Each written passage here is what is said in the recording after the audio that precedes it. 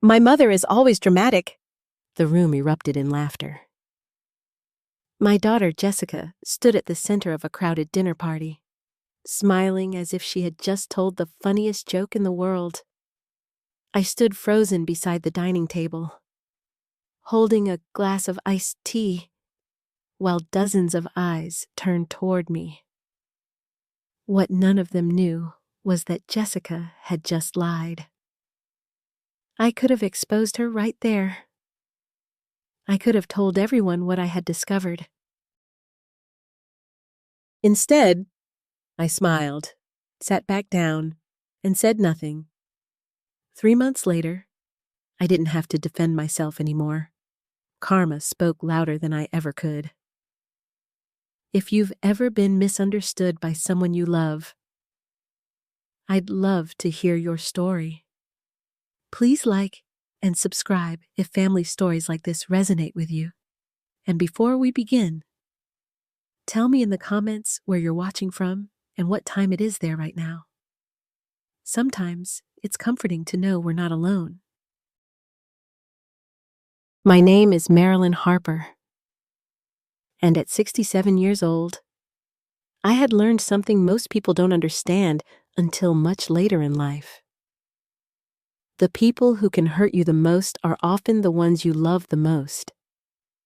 If someone had told me 30 years ago that my daughter would one day stand in front of a room full of people and laugh at me, I would have called them crazy. Jessica had once been my entire world. After my husband, Robert, and I struggled for years to have a child, Jessica felt like a miracle. When she was born, Robert cried harder than I did. We weren't wealthy people. Robert worked long hours managing a small hardware store in Columbus, Ohio. I worked as a bookkeeper for several local businesses. We paid our bills, saved when we could, and tried our best to give Jessica opportunities we never had. Looking back now, I sometimes wonder if we gave her too much. When Jessica was little, she was sweet. She would leave handmade birthday cards on my pillow. She would sit beside me while I balanced financial records at the kitchen table and ask endless questions about numbers. Every Mother's Day, she picked wildflowers from the yard and put them in an old coffee mug because we couldn't afford fancy bouquets. Back then, she wasn't embarrassed by me. Back then, she was proud to be my daughter. The changes happened slowly. So slowly that I didn't notice them at first. Jessica excelled in school.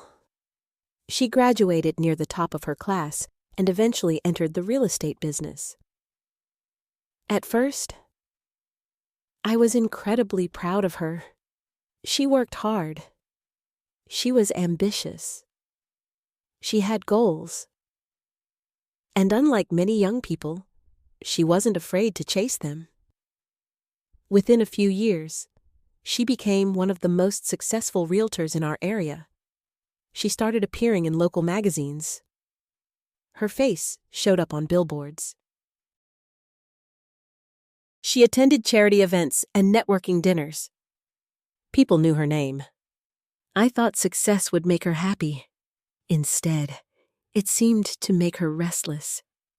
The more successful Jessica became, the more she worried about appearances. Everything became about image.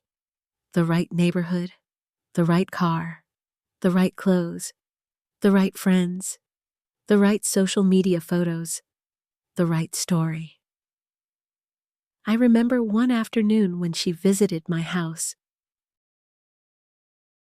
I had spent the morning gardening and was covered in dirt. The moment she stepped inside, her eyes landed on my clothes. "Mom," she said, frowning. "What? You should really buy some nicer things," I laughed. "For gardening?" "No, in general," I shrugged. "I like my clothes. Jessica sighed. That's not the point. At the time, I didn't understand what she meant. Later, I realized exactly what she meant. She didn't want a mother who looked ordinary. She wanted a mother who fit the image she was creating. As the years passed, little comments became common. Mom, maybe don't tell that story. Mom, you're getting emotional again. Mom, you don't need to mention that. Mom, you're making things awkward. At first, I brushed them off. Children sometimes become impatient with their parents. I told myself it wasn't personal. But eventually, a pattern emerged. Jessica wasn't correcting my behavior. She was trying to edit me. She wanted a version of Marilyn Harper that fit neatly into her polished world.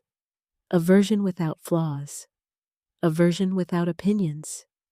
A version without inconvenient truths.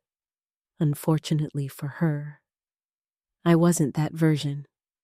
I was still the woman who had worked 30 years balancing books. The woman who could spot financial inconsistencies faster than most accountants. The woman who noticed details other people overlooked. The woman who had survived losing her husband. 3 years before the dinner party, Robert passed away after a brief illness. Nothing prepares you for losing someone you've loved for 40 years. Nothing. The house became too quiet. The mornings felt empty. The evenings felt endless. There were days I would reach for the phone to call him before remembering he was gone. Jessica helped at first. She visited often. She called regularly. She checked on me. But as time passed, her visits became less frequent. Her phone calls became shorter. Business always seemed to come first. I tried not to resent it. She had her own life, her own family, her own responsibilities. Still, loneliness has a way of making small absences feel enormous. Thankfully, I remained close to my granddaughter. Emily. At 16, Emily possessed something her mother had lost somewhere along the way. Kindness. Whenever she visited, she listened. She asked questions. She cared about answers. Sometimes we sat on my back porch for hours talking about school, friends, and life. Those afternoons became some of my happiest moments. But even Emily occasionally seemed uncomfortable when Jessica was around. At the time, I couldn't explain why. Now I can. She saw things I didn't, or maybe she saw them before I was willing to admit they existed. About 6 months before that humiliating dinner party, I began noticing something unusual. Jessica talked constantly about a new development project. According to her, it would be the biggest opportunity of her career. A large residential community outside Columbus. New homes. Retail spaces. Major investors. The project came up during every conversation. At family gatherings. At birthday parties. At holiday dinners. Jessica was obsessed with it. The strange part wasn't her enthusiasm. It was her nervousness. Every time someone asked specific questions, she became tense. Every time financial details came up, she changed the subject. Every time I asked anything related to paperwork, she smiled too quickly. The smile never reached her eyes. I noticed because noticing details had been my profession for decades. One afternoon, I stopped by her office unexpectedly. I simply wanted to drop off some homemade cookies. Jessica wasn't there. Her assistant told me she was meeting investors. While waiting in the reception area, I glanced toward a conference room. The door wasn't completely closed. Inside, several folders sat on a table. Nothing unusual about that, except one folder had a familiar label. Harper Property Documents. My stomach tightened. Harper. Not Collins, not development files. Harper. Our family name. I told myself there was probably a reasonable explanation. Still, the sight stayed with me. For days. Then weeks. The feeling grew stronger after that. A quiet sense that something wasn't right. I couldn't explain it. I couldn't prove it, but instinct rarely lies, especially when it has been sharpened by decades of experience. By the time Jessica stood in front of that crowded dining room and called me dramatic, I already suspected she was hiding something. I just didn't know how big the secret was, or how far she was willing to go to protect it. And I certainly didn't know that the truth would soon destroy everything she had spent years building. The dinner party was supposed to be a celebration. At least, that's what Jessica told everyone. The invitation described it as an intimate gathering for family, friends, business associates, and a few potential investors interested in her newest development project. By the time I arrived, her house was already full. Expensive wine bottles lined the kitchen counter. Soft jazz music floated through hidden speakers. People stood in small groups, laughing and exchanging business cards. The entire evening felt less like a family gathering and more like a carefully staged performance. And Jessica was the star. She moved effortlessly through the crowd. Her designer dress was immaculate. Her smile was practiced. Every laugh sounded perfectly timed. Watching her, I couldn't help remembering the little girl who once wore mismatched socks and chocolate stains on her shirt. That girl seemed very far away now. "Grandma!" Emily rushed over and hugged me. For a moment, my heart felt lighter. "Hi, sweetheart." "You look beautiful," I laughed. "That's because you're the only person here who needs glasses?" She grinned. "Mom's already in presentation mode." "I noticed." Emily lowered her voice. "Just survive the night." The comment surprised me. Before I could ask what she meant, Jessica appeared beside us. "Mom." "There you are." She kissed my cheek. The gesture looked warm. The tension behind it felt cold. "Everyone's been asking about you."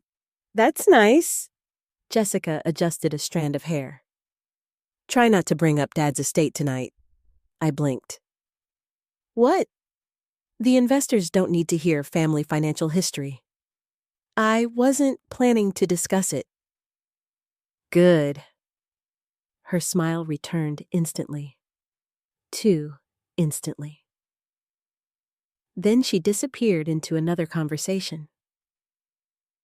I stood there wondering why she had mentioned Robert's estate at all. Nobody else had.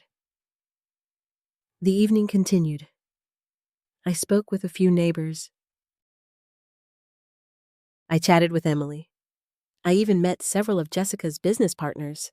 The more conversations I had, the more one topic kept resurfacing. The development project.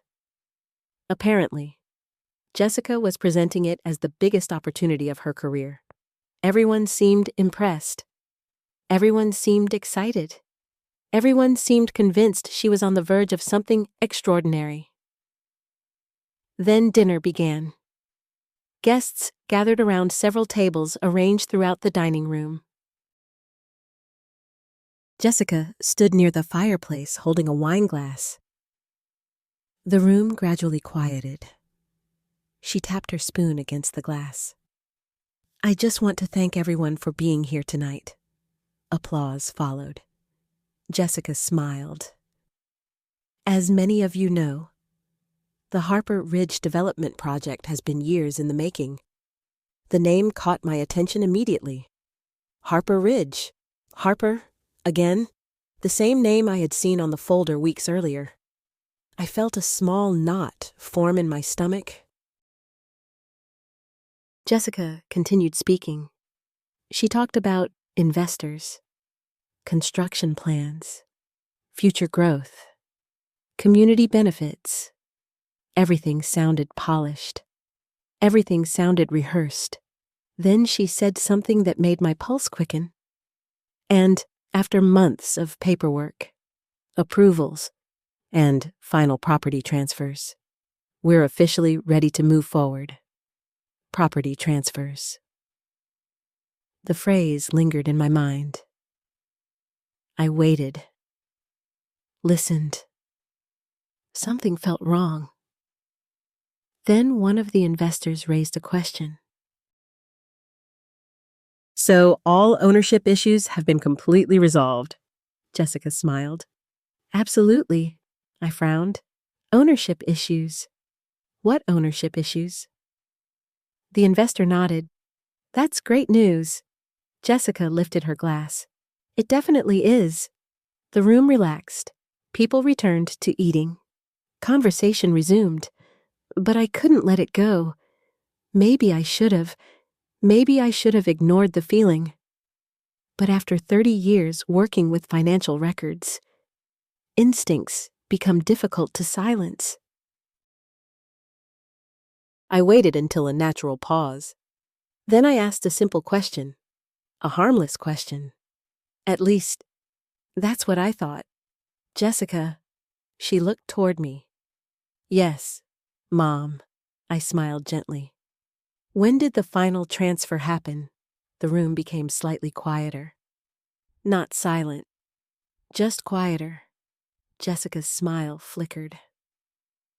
What transfer? The property transfer you just mentioned. A strange look crossed her face. Gone almost immediately. Recently, I nodded. That's wonderful. Then I asked another question. The one that changed everything. Which property was transferred? Several people looked back and forth between us. Jessica laughed softly. Too softly. The development property. Oh, I took a sip of water. Because I thought part of the land still involved family assets connected to Dad's estate. The silence arrived instantly. Heavy. Uncomfortable. Jessica's expression hardened. Only for a second. Then she laughed. A louder laugh this time. The kind meant for an audience? Oh my God! A few guests chuckled uncertainly. Jessica shook her head. There she goes. I felt heat rise in my face. There who goes? Jessica smiled at the room. My mother. More laughter. Small at first, then growing. Mom loves turning everything into a mystery. Several guests smiled politely. Others looked uncomfortable. I remained calm. I was only asking. I know, Jessica laughed again. But honestly, she's always been dramatic. The room erupted. People laughed. Not cruelly, not intentionally, but they laughed. Because they assumed it was harmless. A family joke. A quirky mother. A successful daughter. Nothing more. Nobody understood what had just happened. Nobody understood that Jessica wasn't joking. She was dismissing me. Publicly. Deliberately. I looked around the room. Some people avoided eye contact. Others smiled sympathetically. A few seemed embarrassed for me. The humiliation washed over me slowly, like cold water. For a moment, I considered speaking. I considered telling everyone exactly why I had asked. I considered mentioning the folder I'd seen, the strange references to Harper property, the inconsistencies, the nervous behavior, the unanswered questions. I could have done it. One sentence. That was all it would have taken. Instead, something stopped me. Maybe it was Robert's voice in my memory. Maybe it was experience. Maybe it was intuition. Whatever it was, it told me to watch, not react. So I smiled. A small smile. Then I sat back down. Jessica visibly relaxed. That alone told me more than words could. A person doesn't feel relieved unless they're afraid. The dinner continued. People returned to their conversations. Music started again. Wine flowed. The moment passed for everyone else, but not for me. As the evening unfolded, I became an observer. I watched Jessica carefully. Every time someone mentioned paperwork, she tensed. Every time someone referenced legal matters, she redirected the conversation. Every time property ownership came up, she changed the subject. The pattern became impossible to ignore. Then something unexpected happened. Later that evening, Jessica left her phone on the kitchen island while speaking with guests outside. I wasn't snooping. I wasn't even near the phone. I simply happened to walk past when the screen lit up. A notification appeared. Only a few words, but they caught my attention immediately. The sender's name wasn't familiar. The message preview read, "We need to discuss Marilyn's signature before the meeting." I froze. The screen went dark seconds later. Maybe I had misunderstood. Maybe there was another explanation. Maybe, but deep down, I knew there wasn't. My signature. Not a signature. My signature.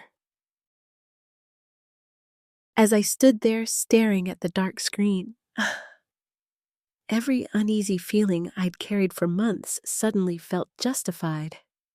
Something was wrong. Very wrong. And for the first time, I began to suspect that Jessica's secret was far bigger than I had imagined. I barely slept that night. The message on Jessica's phone replayed in my mind over and over. We need to discuss Marilyn's signature before the meeting. Every time I closed my eyes, I saw those words again. Maybe there was an innocent explanation. Maybe someone needed my signature on a harmless document. Maybe I was overthinking everything. But experience kept whispering the same thing. People don't hide innocent things. At 3 a.m, I gave up trying to sleep. I made a cup of tea and sat at the kitchen table where Robert and I had spent countless evenings balancing checkbooks, paying bills, and planning our future. The house was quiet. Sometimes I still expected to hear his footsteps. Sometimes I still forgot he was gone. I looked toward the empty chair across from me. "Well, Robert," I whispered, "what would you do?" Of course, there was no answer. But a memory surfaced. Years earlier, when Jessica was still in college, she'd gotten involved in a messy disagreement with a roommate. Jessica had wanted to confront her immediately. She wanted a fight. She wanted a dramatic showdown. Robert had stopped her. I could still hear his voice. When people are making mistakes, let them keep talking.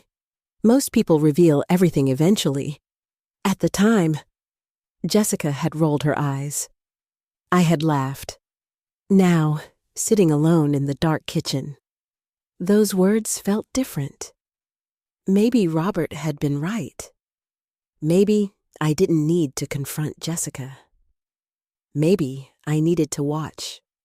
So that became my plan.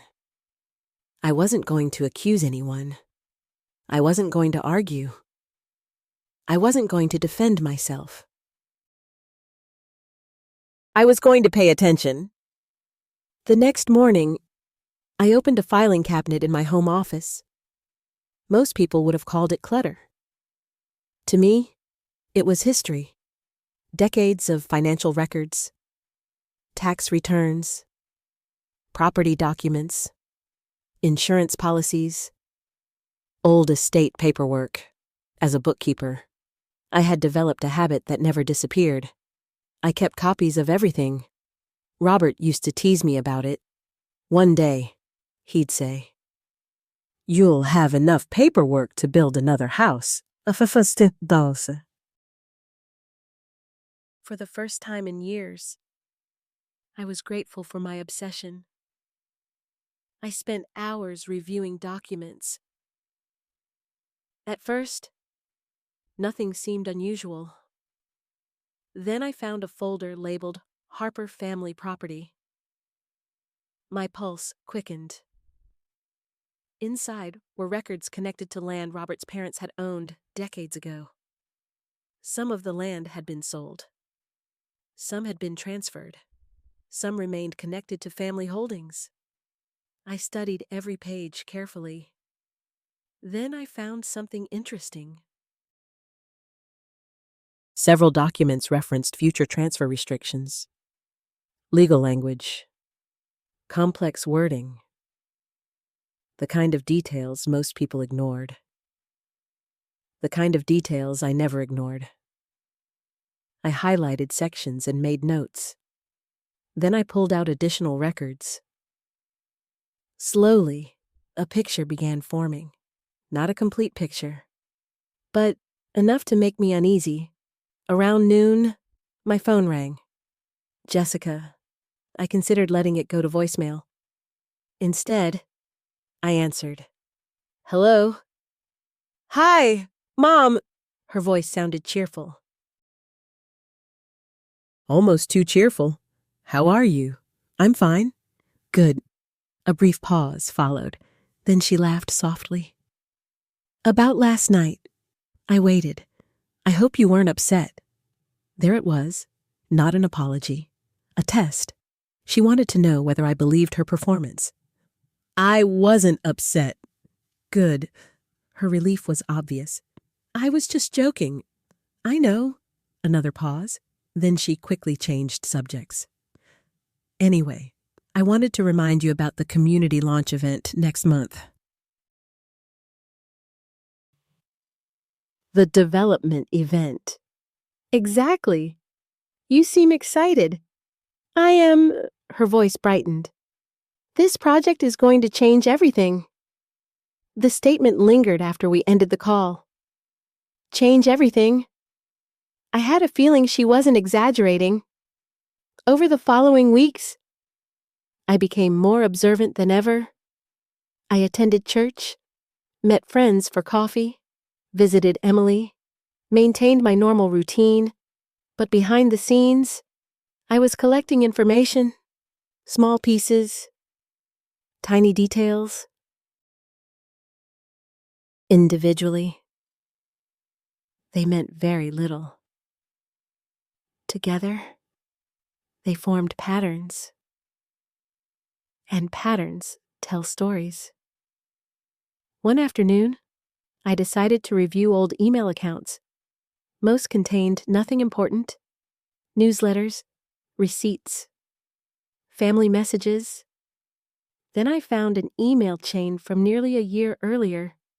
It involved paperwork related to property assessments. The names caught my attention immediately. Jessica, several legal consultants, a title company, and one unfamiliar individual whose name appeared repeatedly. The email itself wasn't alarming, but the timing was. The discussions began months before Jessica publicly announced her project. Why had everything been kept so quiet? Why had family assets been discussed before anyone informed me? I printed copies, added them to my growing stack. By now, my dining room table looked like a detective's workspace. Folders, notes, highlighted documents, timelines. I wasn't trying to build a case. I was trying to understand what was happening. Those are two very different things. One evening, Emily came over after school. She found me surrounded by paperwork. Her eyes widened. "Grandma, are you solving a crime?" I laughed. "Maybe," she smiled. Then her expression softened. "You look worried?" I considered brushing the question aside. Instead, I chose honesty. "Do you ever feel like something is wrong, but you can't prove it?" Emily thought for a moment. "Sometimes. That's how I feel." She sat beside me. For a while, neither of us spoke. Then she quietly asked something unexpected. "Is this about Mom?" I looked at her. "What makes you ask that?" Emily stared at the table. "She's been acting strange." My stomach tightened. "How?" "I don't know." She shrugged. "Just stressed." I waited. Eventually, she continued. "Dad and Mom have been arguing a lot. That surprised me." Ryan and Jessica usually presented a perfect image. Successful marriage. Successful careers. Perfect family, at least publicly. "About what?" I asked. Emily shook her head. "They stop talking whenever I walk into the room." That answer bothered me more than I wanted to admit. Children notice far more than adults realize, and Emily wasn't the type to invent problems. After she left, I added another note to my growing list. Ryan and Jessica arguing. Unknown reason. Possible relevance. Days turned into weeks. The more I watched, the more confident I became that something serious was unfolding. Yet, I still lacked proof. Then something happened that changed everything. I received a large envelope in the mail. No return address. No note. Just documents. Several photocopied pages. At first, I assumed it was junk. Then, I noticed my name, Marilyn Harper. My hands trembled slightly as I opened the packet. Inside were copies of forms connected to property transactions. I examined the pages carefully. Then I froze. There it was. My signature, or at least something pretending to be my signature. The first glance might have fooled anyone, but not me. I knew my handwriting. I knew every curve and stroke, and this wasn't mine. Someone had practiced it. Someone had copied it. Someone had tried very hard to make it convincing. But they hadn't succeeded, because one tiny detail was wrong. A detail nobody else would notice. I stared at the forged signature for a long time. Not because I was shocked, because I was finally certain. The feeling I'd carried for months wasn't paranoia. It wasn't grief. It wasn't imagination. Someone had forged my name. And somehow, My daughter was connected to it. For the first time since Robert died, I felt something stronger than sadness. I felt determination. I carefully placed the documents into a folder. Then I wrote 4 words across the front. Do not confront yet. Because if Jessica thought I knew the truth, she would become careful, and careful people stop making mistakes. I needed her comfortable. I needed her confident.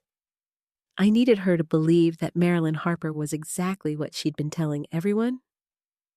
Old, emotional, confused, dramatic. Because the more she underestimated me, the closer she would come to exposing herself. The invitation arrived 2 weeks later. Heavy cream-colored cardstock, gold lettering, professional design. Everything about it screamed money. Jessica had named the event the Harper Ridge Community Launch Celebration. Investors would attend. Local business leaders would attend. Several city officials would attend. Even a few reporters were expected to be there. It wasn't simply a party.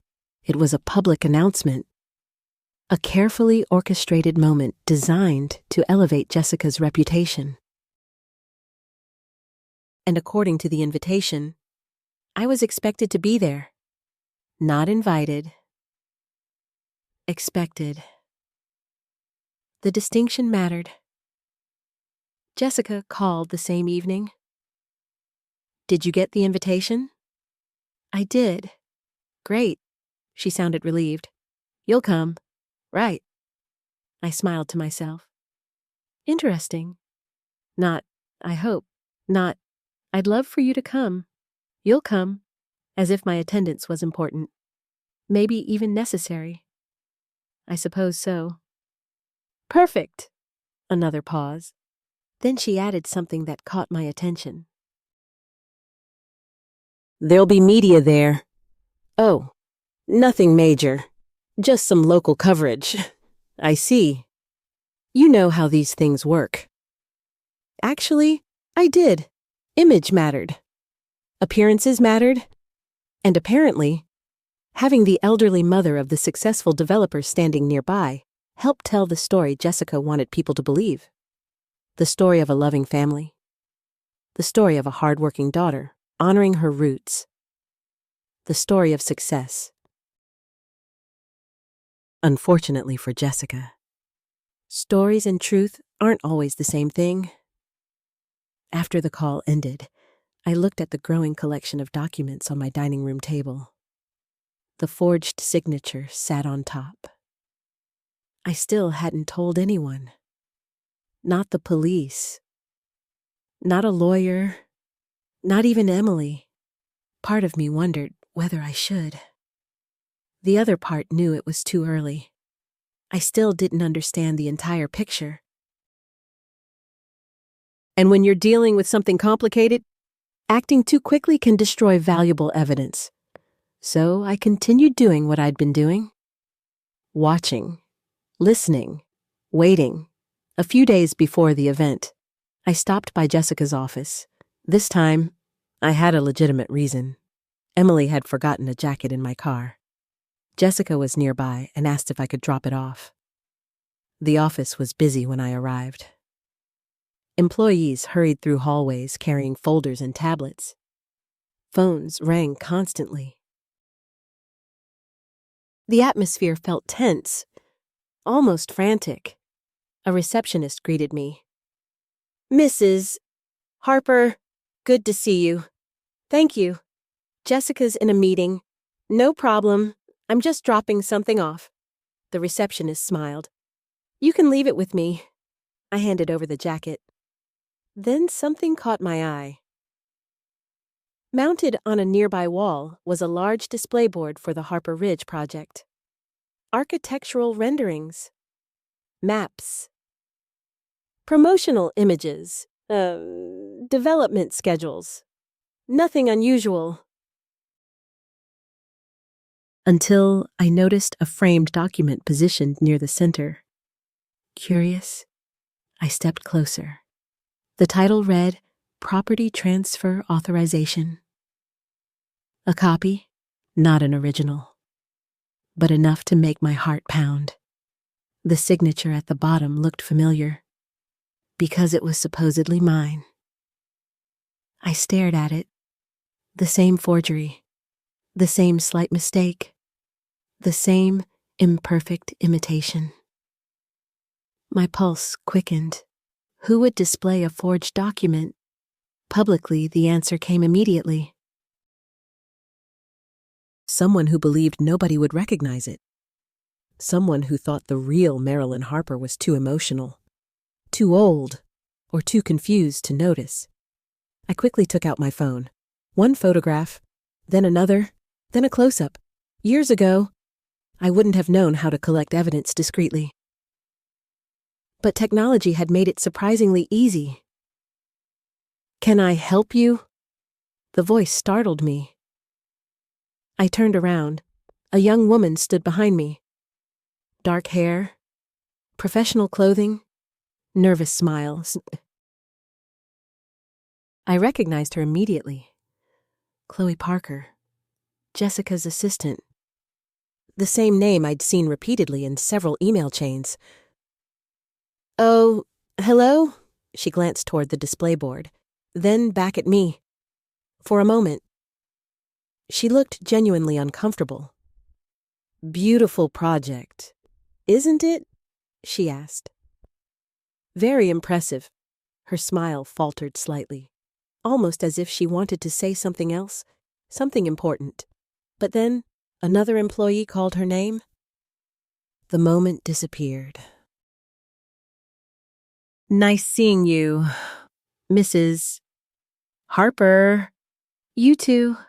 As I walked back to my car, I couldn't shake the feeling that Chloe knew more than she was willing to admit. A lot more. The launch celebration arrived 3 days later. The event took place inside a newly renovated country club outside Columbus. The venue was stunning. Crystal chandeliers, fresh flowers, elegant table settings. Everything had been designed to impress. And it worked. Guests filled the ballroom. Investors mingled with local officials. Reporters interviewed community leaders. Photographers moved constantly through the crowd. Jessica looked radiant, confident, successful, exactly the image she'd spent years building. The moment she spotted me, she rushed over. "Mom!" She hugged me, a little too enthusiastically. "You made it. I said I would. You look wonderful." I almost laughed. Jessica rarely complimented my appearance, not unless other people were watching. Today, plenty of people were watching. Almost immediately, she began introducing me around. "This is my mother, Marilyn, my biggest inspiration, the strongest woman I know." The irony was almost painful. A week earlier, she'd spent years portraying me as dramatic and unreliable. Today, I was her inspiration. The audience had changed. So had the performance. I smiled politely, said very little, observed everything. The event unfolded exactly as expected. Speeches, presentations, networking, applause. Then came the moment that changed everything. A promotional video began playing on massive screens throughout the ballroom. The video highlighted the history of Harper Ridge. Family values, community roots, a bright future. Beautiful images flashed across the screens. Then documents appeared. Historical property records, land transfers, authorization forms, My stomach dropped. There it was again. The forged signature, this time displayed 20 feet tall. Visible to hundreds of people, I felt strangely calm.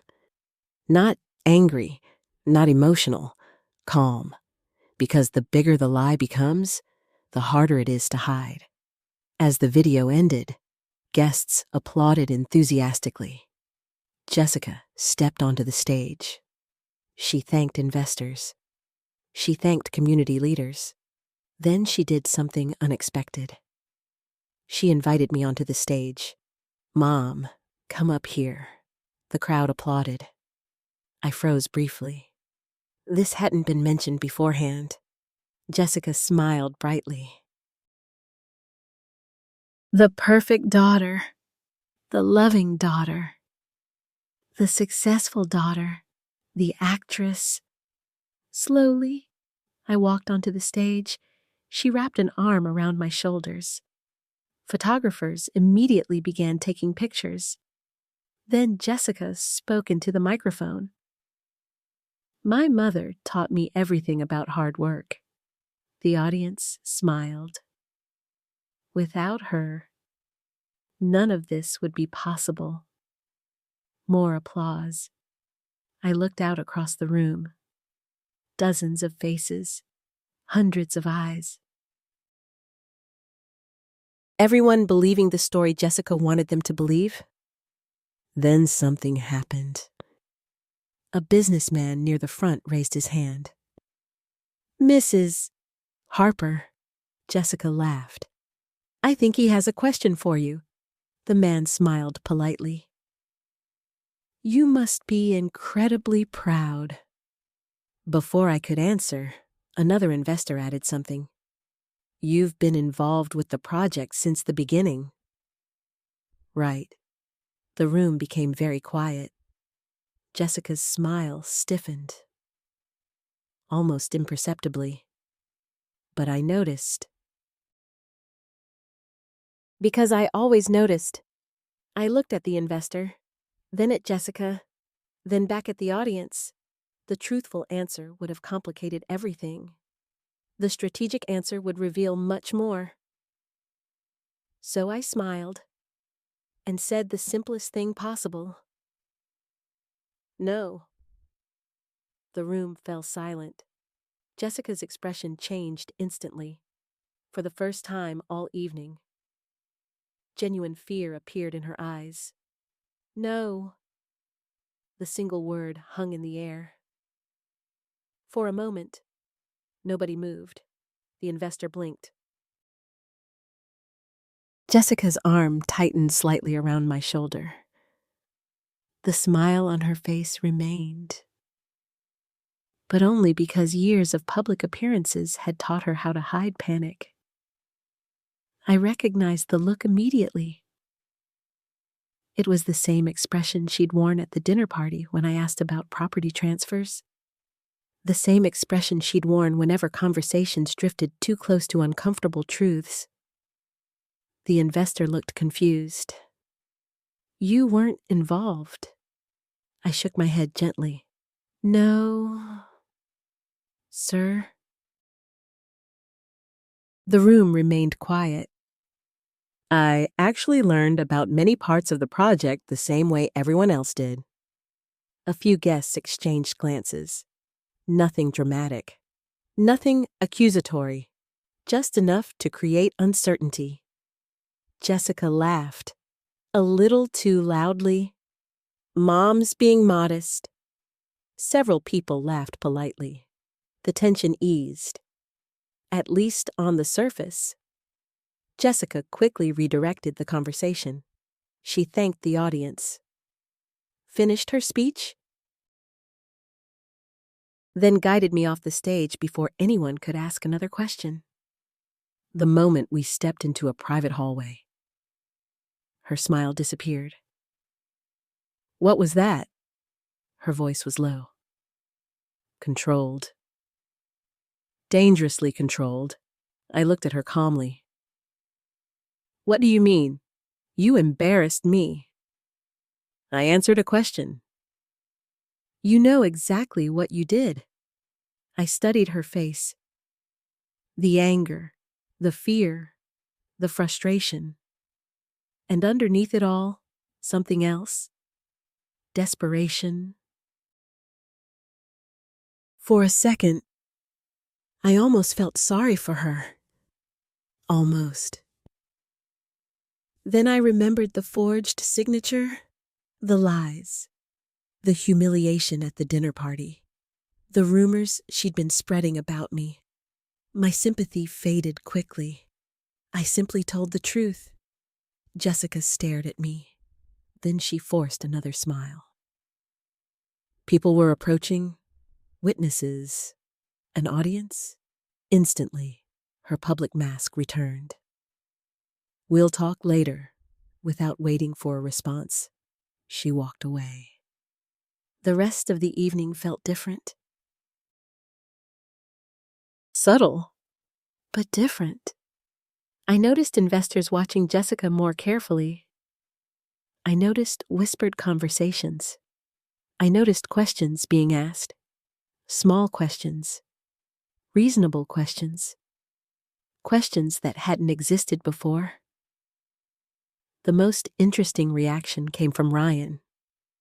Throughout the event, he looked increasingly uncomfortable. Whenever Jessica spoke about legal approvals, he avoided eye contact. Whenever investors praised the project's organization, he seemed distracted. At one point, our eyes met across the ballroom. He looked away immediately. That told me plenty. People who have nothing to hide usually don't behave that way. By the time I returned home that night, exhaustion had settled deep into my bones. But so had certainty. The cracks were growing. The perfect image Jessica had built was beginning to fracture. And she knew it.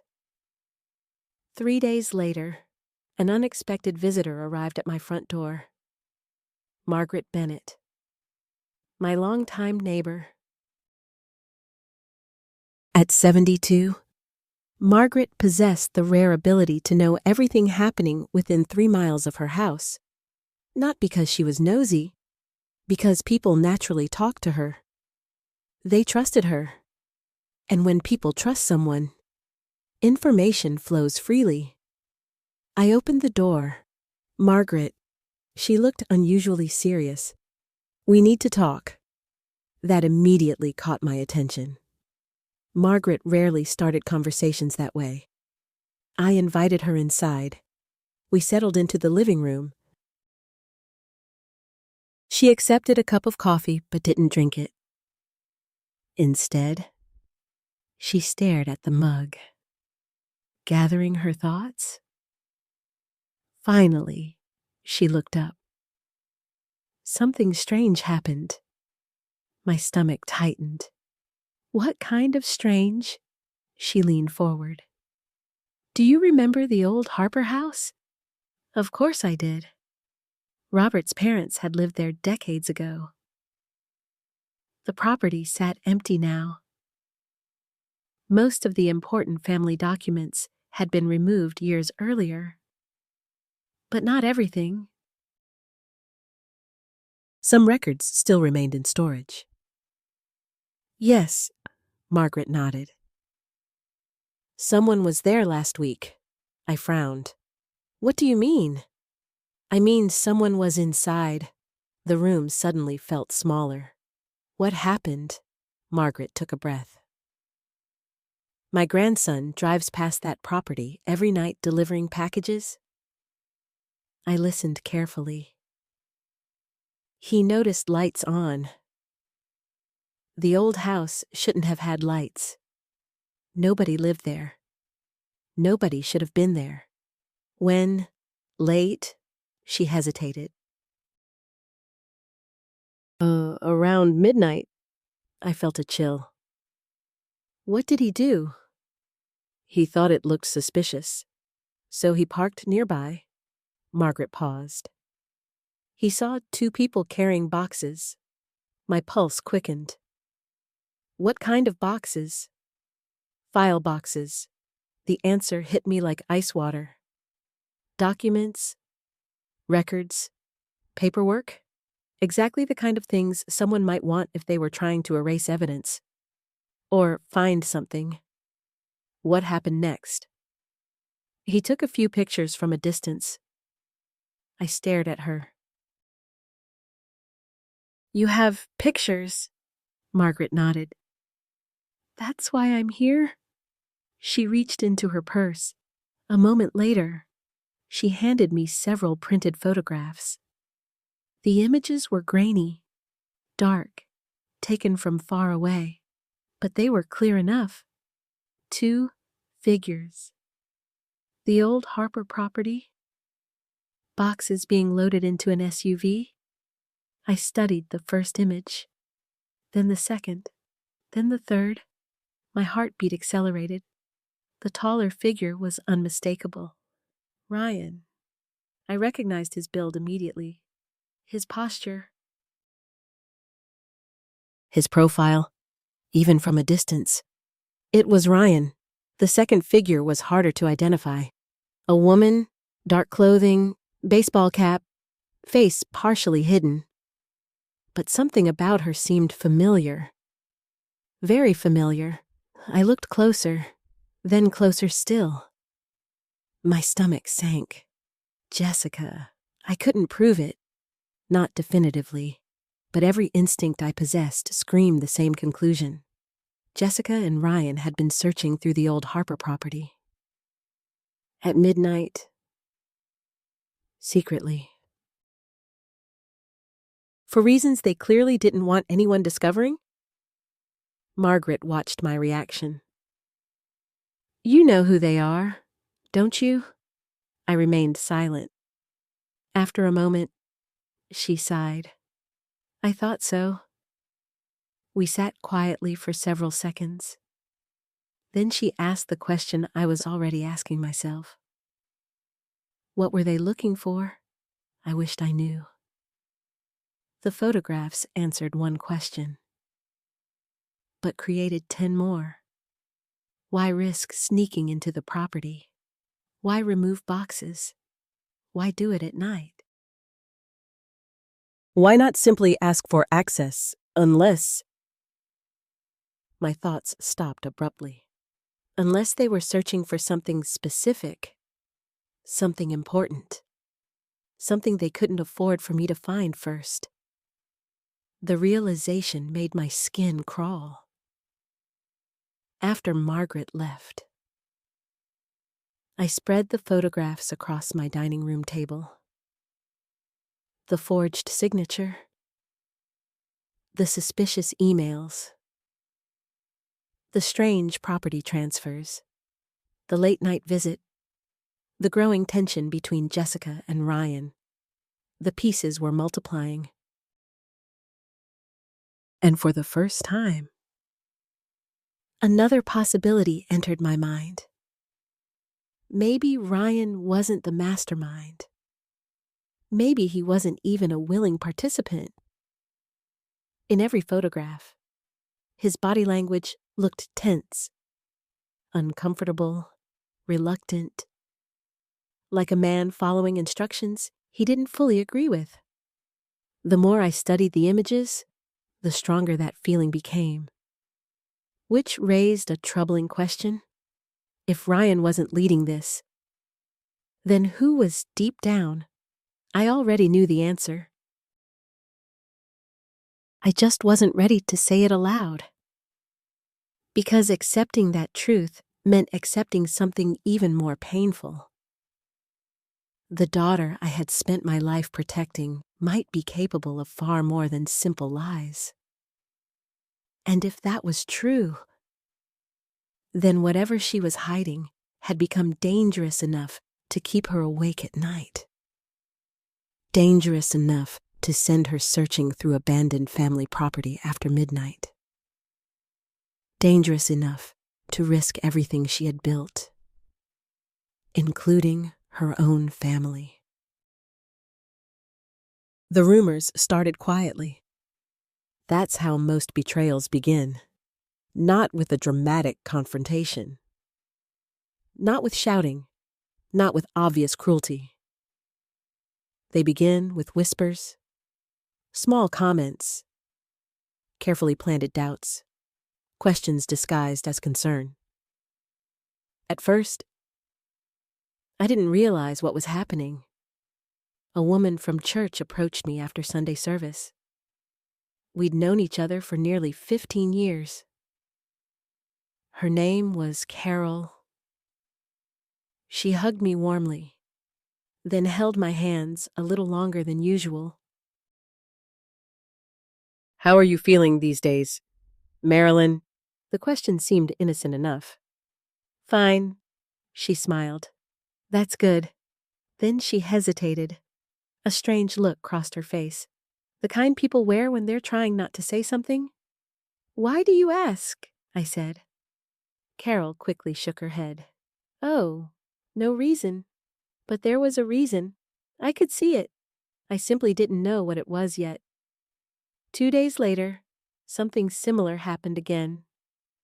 This time it was an old family friend named Dennis. We ran into each other at a grocery store. After a brief conversation, he lowered his voice. "You taking care of yourself?" I laughed. "I hope so." "Good." Another awkward pause. Then he added something odd. "Memory still sharp." My smile faded. "What?" He immediately looked embarrassed. "Nothing. Forget I asked." But I couldn't forget, because now a pattern was emerging. The comments continued throughout the week.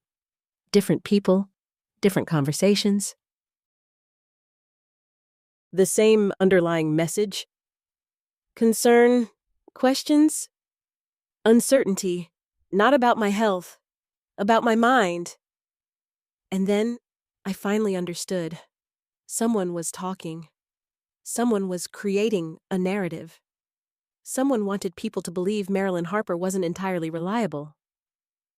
The realization hurt more than I expected, not because strangers doubted me, because I knew exactly who was behind it. Jessica. A few years earlier, I would have rejected that possibility immediately. Not anymore. The evidence was becoming impossible to ignore. The confirmation arrived unexpectedly. I was having lunch with a longtime friend named Barbara when she finally said what everyone else had been avoiding. "Please, don't take this the wrong way." I already hated the sentence. "What?" Barbara shifted uncomfortably. "Jessica mentioned you've been having some difficult days?" I stared at her. "What kind of difficult days?" "She said you've been confused lately." The restaurant suddenly felt silent. Not actually silent, but distant, muted. As though all the sound had moved somewhere else. I carefully set down my coffee cup. Confused. Barbara immediately looked regretful. "I'm sorry." "What exactly did she say?" Barbara hesitated. Then she sighed. "She said you've been forgetting things." I remained quiet. "She said grief has been harder on you than people realize." Still quiet. "And she said sometimes you become emotional and imagine problems that aren't really there." There it was. The strategy. The plan. The explanation for everything.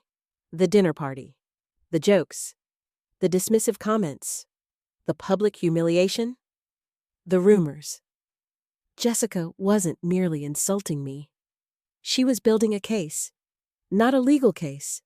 Not yet. A social case. She was establishing a story. A story where Marilyn Harper was unstable. Emotional. Confused. Unreliable. A story people would already believe if something bigger happened later. The realization sent a chill through me. Because now I understood the danger. If enough people accepted that version of me, then my objections would become meaningless. Any accusation I made could be dismissed. Any concerns I raised could be explained away. Any evidence I presented could be questioned. Not because it was false, because I was, at least according to the story Jessica was creating. Barbara reached across the table. Marilyn, I don't believe it. I forced a smile. Thank you. But the damage had already been done. After lunch, I sat in my car for nearly 20 minutes, not crying, not angry, just thinking, trying to understand how we had reached this point. How had my daughter become someone willing to undermine my reputation? How had we gone from handmade Mother's Day cards to this? The answer didn't come. Only more questions. That evening, I reviewed everything again. The forged signature, the photographs, the emails, the property records, the rumors. The timeline was becoming clearer, and it was becoming frightening. Jessica needed something connected to family assets, something connected to property, something connected to legal authority. And somehow, I was standing in the way. The next morning, I made a decision. For months, I'd been gathering information on my own. That needed to change. I needed professional advice, not because I was ready to take action, because I needed to understand my options. Fortunately, I knew exactly who to call. David Reynolds, Robert's attorney, the man who had handled our estate planning for nearly 20 years. After Robert died, David remained one of the few people I trusted completely. He wasn't emotional. He wasn't dramatic. He dealt in facts, which was exactly what I needed. I called his office. To my surprise, he answered personally. Marilyn. Hello, David? His voice immediately softened. It's good to hear from you. You too. A brief pause followed. Then he asked the question that mattered. What happened? I almost laughed. Why do you assume something happened? Because you never call me unless something happened. Fair point. I took a deep breath. I need some advice. His tone changed instantly. Professional. Focused. When can you come in? Tomorrow. I'll make time. The appointment lasted less than a minute. But after hanging up, I felt something I hadn't felt in months. Relief. Not because my problems were solved, because I wasn't facing them alone anymore. That night, another unexpected event occurred. Emily called. She sounded upset. Grandma. What's wrong? She hesitated. I don't know. That answer worried me immediately. What happened? I heard Mom and Dad arguing again. I sat up straighter. What about? They stopped when they saw me. Of course they did. Emily sounded exhausted. Everything feels weird lately. My heart broke for her. Children often become the hidden victims of adult mistakes. Nobody asks them to carry the tension. Yet somehow, they always do. Have you talked to your parents? Emily laughed sadly. They keep saying, everything's fine. The sentence carried more pain than anger. Because both of us knew it wasn't true. Before ending the call, Emily said something unexpected. Grandma? Yes. Mom's scared. The statement caught me off guard. Why do you think that? Because she's angry all the time. I frowned. Emily continued. And whenever Mom gets scared, she gets angry first. After we hung up, I thought about those words for a long time. Children notice things adults miss. Maybe Emily was right. Maybe Jessica wasn't acting from confidence. Maybe she was acting from fear. Fear of being exposed. Fear of losing control. Fear of consequences. The next morning, I arrived at David Reynolds' office carrying 2 large folders. One contained documents. The other contained questions. As I stepped through the front door, a strange feeling settled over me. For months, I'd been reacting, observing, collecting information, trying to understand what was happening. Today felt different. Today felt like the beginning of answers. And deep down, I suspected those answers would be far worse than anything I'd imagined. Because if Jessica was truly trying to convince people that I had lost my mental capacity, then this wasn't just about property anymore. It was about power. And people rarely fight this hard unless they have something enormous to lose. David Reynolds had aged well. At 70, his hair was completely white, but his eyes remained sharp. Very sharp. The kind of eyes that notice details. The kind of eyes that had spent decades reading contracts, spotting inconsistencies, and protecting clients from expensive mistakes. As soon as I entered his office, he stood and hugged me. For a brief moment, I felt something I hadn't felt in a long time. Safe. Marilyn, it's good to see you. I wish it were under better circumstances. So do I. David guided me into a conference room. The moment he saw the folders I was carrying, his expression changed.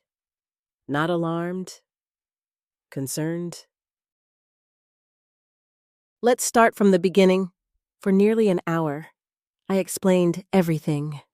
The dinner party, the forged signature, the suspicious emails, the rumors, the photographs from the old Harper property, the late-night searches, the growing tension between Jessica and Ryan. David interrupted occasionally to ask questions. Precise questions. Important questions. When I finally finished, he sat quietly for several seconds. Then he opened the first folder. The next 2 hours felt like an investigation. Every document was reviewed. Every note was examined. Every timeline was discussed. David rarely showed emotion. But several times, I saw genuine concern cross his face. That worried me more than anything. Finally, he leaned back in his chair. Marilyn, his voice was unusually serious. What? I think your instincts are correct, and I wasn't surprised. But hearing it from him still hurt. You believe the signature is forged. Without question. Here he pointed to several inconsistencies. The slant, the spacing, the pressure patterns. Small details most people would never notice. The differences were obvious to him, just as they had been obvious to me. What happens now? David folded his hands together. Before we discuss that, there's something else we need to review. He stood and walked toward a large filing cabinet. A few moments later, he returned carrying an old folder, one I immediately recognized. Robert's estate file. My heart tightened. I hadn't seen it since shortly after Robert's death. David placed it on the table. There's information in here you may have forgotten. I frowned. What information? Instead of answering, he opened the file. Page after page of documents appeared. Estate records, property agreements, trust paperwork. Then he stopped at a section marked Special Protection Clauses. My stomach tightened. I vaguely remembered Robert discussing something like this years ago. At the time, I hadn't paid much attention. I trusted him completely. Maybe too completely. David slid the papers toward me. Read this. I began reading. The further I read, the more shocked I became. Robert had anticipated problems, not specific problems. Future problems. The kind families sometimes face after a death. Disputes. Conflicts. Manipulation. Greed.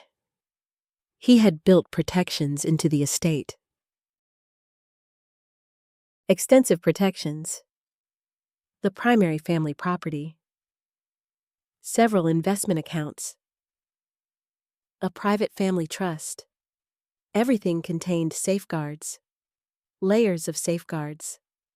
The legal language was complicated, but the conclusion was simple. No major transfer involving those assets could occur without my approval. Direct approval. Verified approval. Not assumptions. Not representations. Actual approval. I looked up. Then how is Jessica moving property? David nodded slowly. That's the important question. For several seconds, neither of us spoke. Then another realization struck me. Wait. I looked back at the documents. If these protections exist... My voice faded. David finished the sentence for me. Then Jessica has a problem. A very large problem. Because the documents made one thing abundantly clear. As long as I remained legally competent, many of Robert's protections remained active. Jessica couldn't simply bypass me. She couldn't ignore me. She couldn't legally remove me from the process unless, the answer arrived instantly. Like a lightning strike. The rumors, the whispers, the comments, the stories about confusion, the suggestions that I was losing my memory, the attempts to portray me as unstable. Suddenly, everything made sense. I looked at David. He was already nodding. You see it now. My throat felt dry. She doesn't need ownership. No, she needs control. Yes, I stared at the papers. She needs people to believe I can't manage my own affairs? David's expression darkened. Exactly. The room became very quiet. For months, I had been trying to understand Jessica's behavior. Now the pieces finally fit together. And the picture was uglier than I imagined. This wasn't merely about money. It wasn't merely about property. It was about removing the one obstacle standing between Jessica and complete control. Me, I felt sick. Not because of the financial implications. Because of the emotional ones. What kind of daughter works to convince people her mother is mentally incompetent? What kind of person creates that narrative? David must have sensed my thoughts. Marilyn, I looked up. This isn't your fault. I nodded slowly. But it still felt personal, because it was... For a long moment, neither of us spoke. Then David opened another section of the file.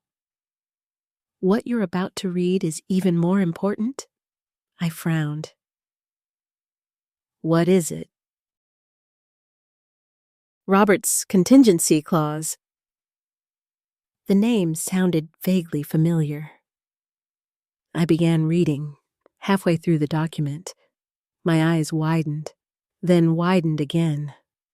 Robert had been far more cautious than I realized. Years earlier, he had instructed David to create an additional layer of protection. A legal trigger, one that would activate if anyone attempted to challenge my competence for financial gain. I looked up in disbelief. Robert did this. David smiled faintly.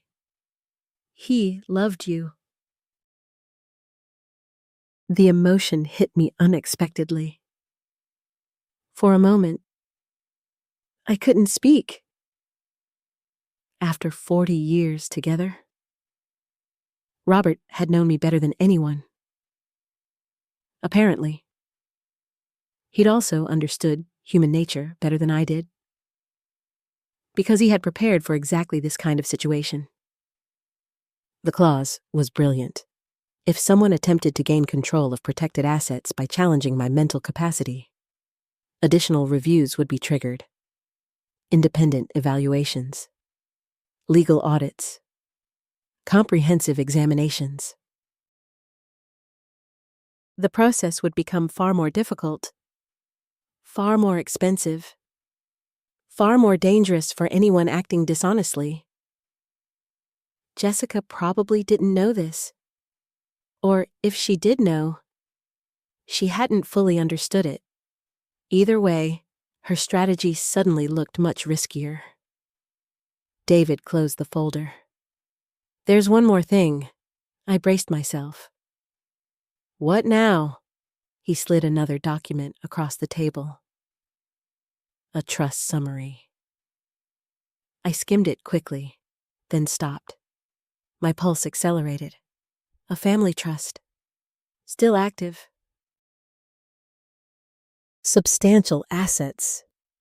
Property interests. Investment holdings. Everything connected to Robert's original estate planning. Assets I knew existed. But not at this scale. Not anymore. I looked at David. Jessica knows about this. Partially, the answer unsettled me. What does that mean? It means she knows enough to want control.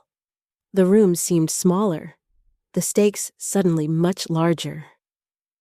Now I understood why Jessica was taking risks, why she was spreading rumors,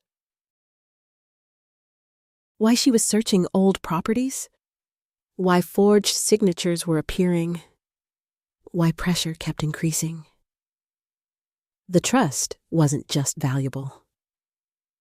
It represented influence, authority, security, and perhaps most importantly, access. David watched me carefully. Are you beginning to understand how serious this is? I nodded. Slowly, reluctantly. Yes.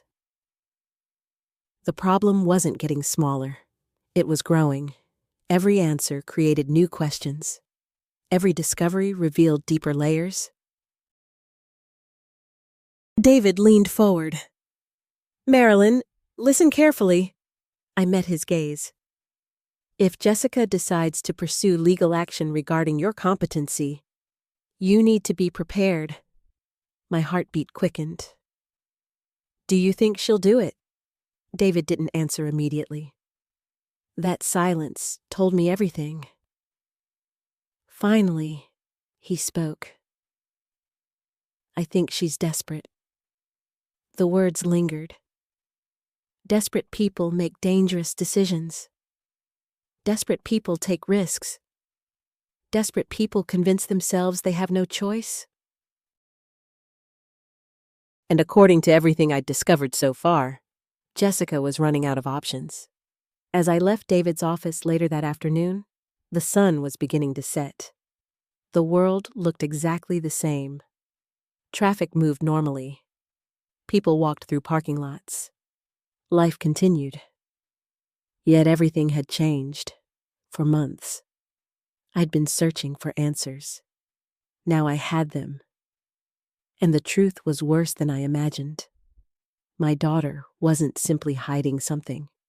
She was building a strategy. A strategy that depended entirely on one thing: convincing the world that Marilyn Harper could no longer be trusted to make her own decisions. What Jessica didn't know was that Robert had seen this possibility years ago, and he had left protections waiting in the shadows. Protections that might destroy her entire plan. After my meeting with David Reynolds, I expected to feel afraid. Instead, I felt calm. Not because the situation had improved. It hadn't. If anything, it was more serious than ever. But uncertainty had finally been replaced with clarity. For months, I had been chasing shadows. Now I understood what Jessica was doing. I understood why she was doing it. And most importantly, I understood that my silence had protected me. Had I confronted her earlier, she would have become cautious. She would have hidden evidence. She would have adjusted her strategy. Instead, she believed she was winning. And people who think they're winning often make mistakes. The next major event on Jessica's calendar was another public appearance. A charity gala. Unlike the Harper Ridge launch celebration, this event would attract even more attention. Business leaders, investors, developers, political figures, local media. For Jessica, it was the perfect opportunity to rebuild confidence after the awkward moment at the launch event. For me, it became something else. An opportunity to watch. An opportunity to learn. And perhaps an opportunity for the truth to begin revealing itself. A week before the gala, Jessica called. Her voice sounded unusually cheerful. "Mom." "Hello, Jessica. How are you?" "I'm fine." "Good." A brief silence followed. Then she got to the point. "I wanted to make sure you're attending the gala." There it was again.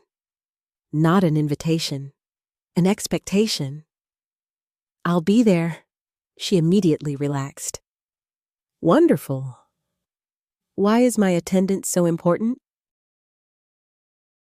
The question caught her off guard. For a second, she hesitated. Then she laughed. "Oh, come on. I'm serious. You know people love you." The answer was almost amusing. Months of portraying me as confused and dramatic. Yet suddenly I was beloved.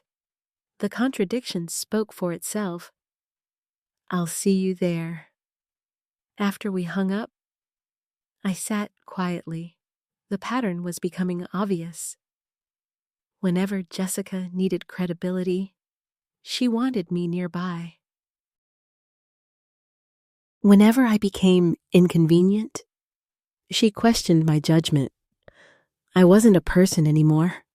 I was a tool, useful in certain situations, problematic in others.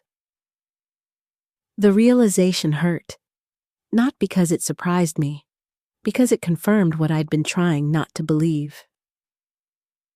The gala took place at a luxury hotel in downtown Columbus. The ballroom was breathtaking. Crystal chandeliers illuminated the room.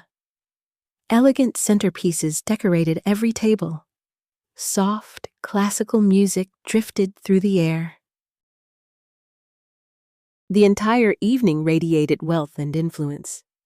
I arrived early, partly because I dislike crowds, partly because I wanted time to observe. Jessica was already there.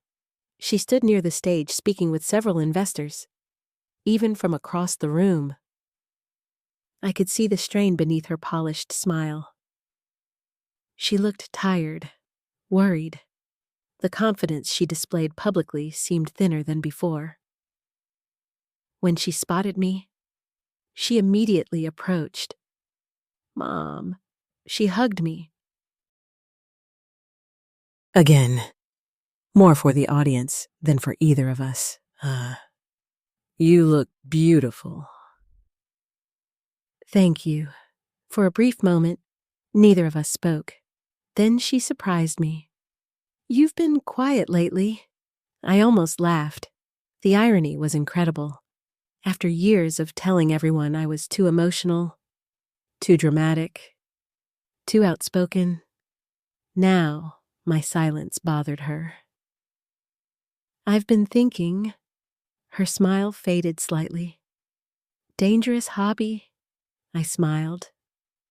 Maybe. Something flickered across her face. Suspicion. Only for a second. Then it disappeared. The gala officially began shortly afterward. Several speakers addressed the crowd. Awards were presented. Donations were recognized. Business partnerships were celebrated. Everything unfolded exactly as planned. At least for most people. I spent much of the evening watching Jessica. The more I observed, the more nervous she appeared. Not visibly nervous. Subtly nervous. Constantly checking her phone. Repeatedly scanning the room. Frequently stepping away from conversations. A person carrying stress. A person waiting for something. Or fearing something. At one point, I noticed Chloe Parker standing alone near the back of the ballroom. Jessica's assistant. The same woman who had looked uncomfortable at the office. The same woman whose name appeared throughout multiple email chains. Our eyes met. For a moment, she looked as though she wanted to approach me. Then Jessica appeared beside her. The opportunity vanished instantly. Interesting. Very interesting. Later that evening, dinner was served. I found myself seated with several investors and community leaders. Most of them knew Jessica professionally. Very few knew me personally. The conversation naturally turned toward Harper Ridge. Everyone seemed eager to discuss the project. Its future. Its profitability. Its impact. Eventually, one investor smiled at me. "You must be proud." The same statement I'd heard countless times recently. I smiled politely. "I'm proud of many things." The investor nodded. "Jessica speaks very highly of you. That almost made me choke on my water. But I maintained my composure." "I'm glad to hear that." The conversation continued. Then another investor asked a simple question. A harmless question. At least it seemed harmless. "Mrs. Harper, have you visited the development site recently?" I shook my head. "No." "Really?" The man looked surprised. "I assumed you'd be heavily involved." Before I could respond, another voice joined the conversation. Jessica. She had appeared beside the table without me noticing. "My mother prefers to stay out of the business side." Her answer came too quickly.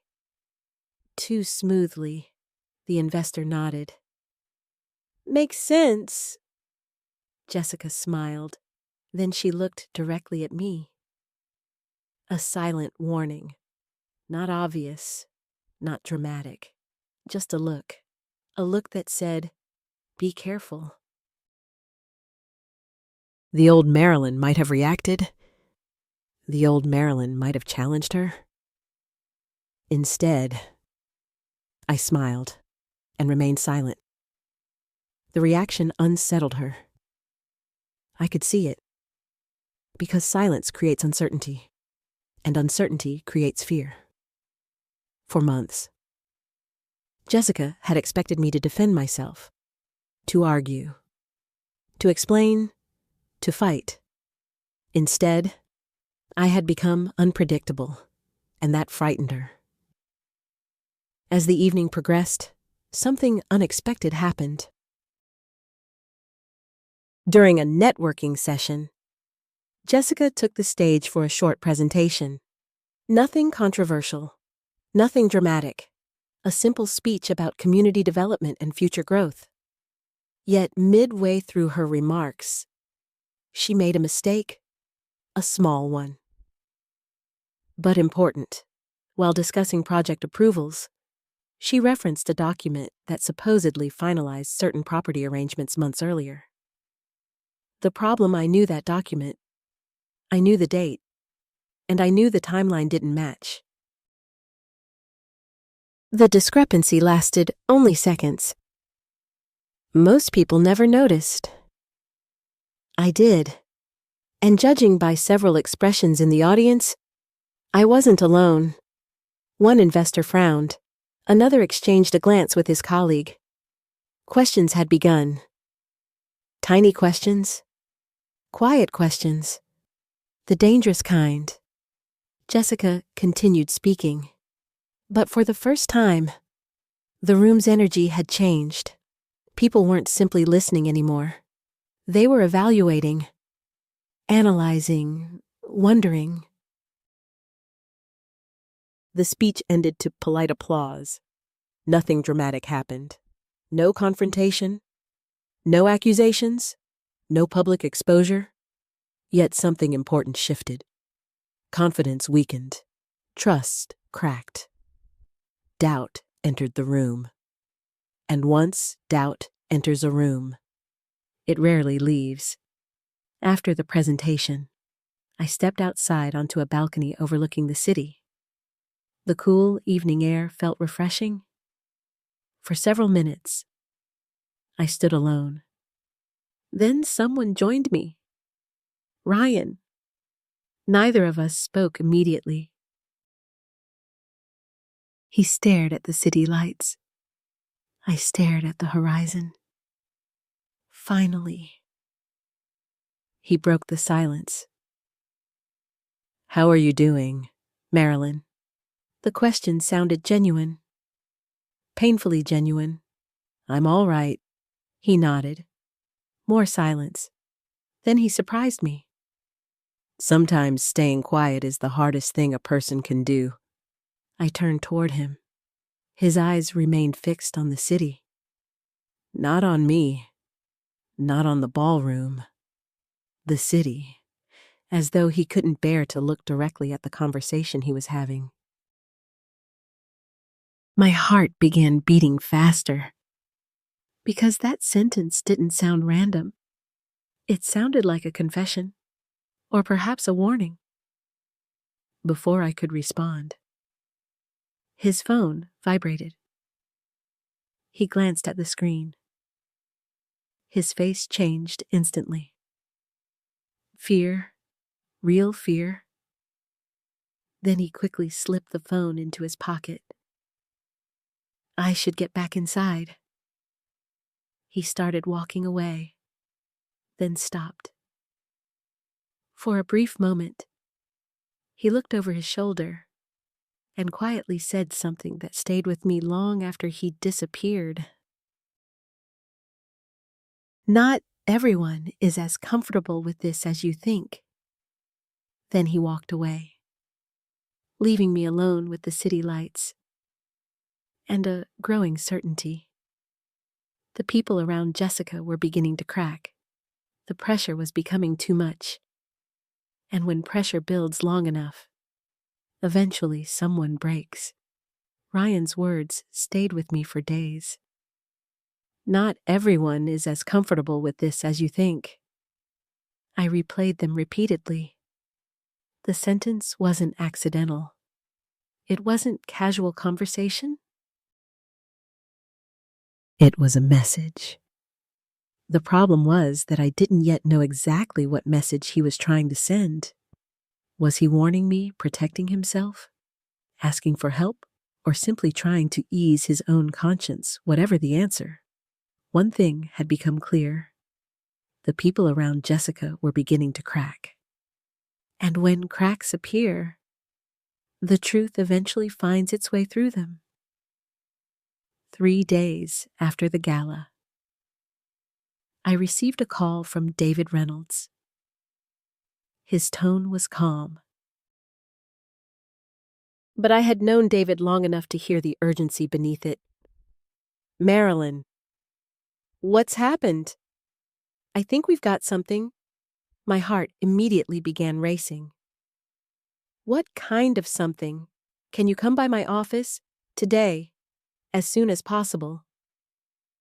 Less than an hour later, I was sitting across from him again. A printed email rested on the conference table. Several pages, highlighted sections, multiple recipients. David pushed the stack toward me. "Read it." I picked up the first page. The sender's name appeared immediately. Chloe Parker, Jessica's assistant. My pulse quickened. "What is this?" David folded his arms. Apparently, Chloe sent an email to the wrong distribution list. I stared at him. "Accidentally? That's what we believe." The email chain was long. Dozens of messages. Internal communications. Project discussions. Scheduling notes. Financial concerns. Nothing shocking at first. Then I reached the highlighted section. And everything changed. One executive had written, "Are we certain the authorization issue has been resolved?" A second replied. Jessica confirmed it. She said Marilyn won't be a problem. My stomach tightened. I continued reading. Another response followed. "What about the signature discrepancy?" The room suddenly felt very quiet. The next message came from Jessica herself. Short, direct, cold. "Leave that issue to me." I stared at the page, then read it again, then again. David allowed me several moments before speaking. "You see why I called?" I nodded slowly. "Yes." For months, I had been collecting fragments, suspicions, instincts, observations. Now I was looking at something far more dangerous. Written evidence, not proof of everything, but proof that questions existed internally. Questions Jessica had actively worked to suppress. David pointed toward another section. "Keep reading." I turned the page. The further I read, the worse it became. Several employees expressed concerns about documentation. Others worried about timelines. One person specifically questioned whether certain approvals had been finalized legally. Every concern received the same response. Jessica would handle it. Jessica already handled it. Jessica said not to worry. The pattern was impossible to ignore. The email chain ended with something particularly interesting. A meeting request. Subject line: authorization review.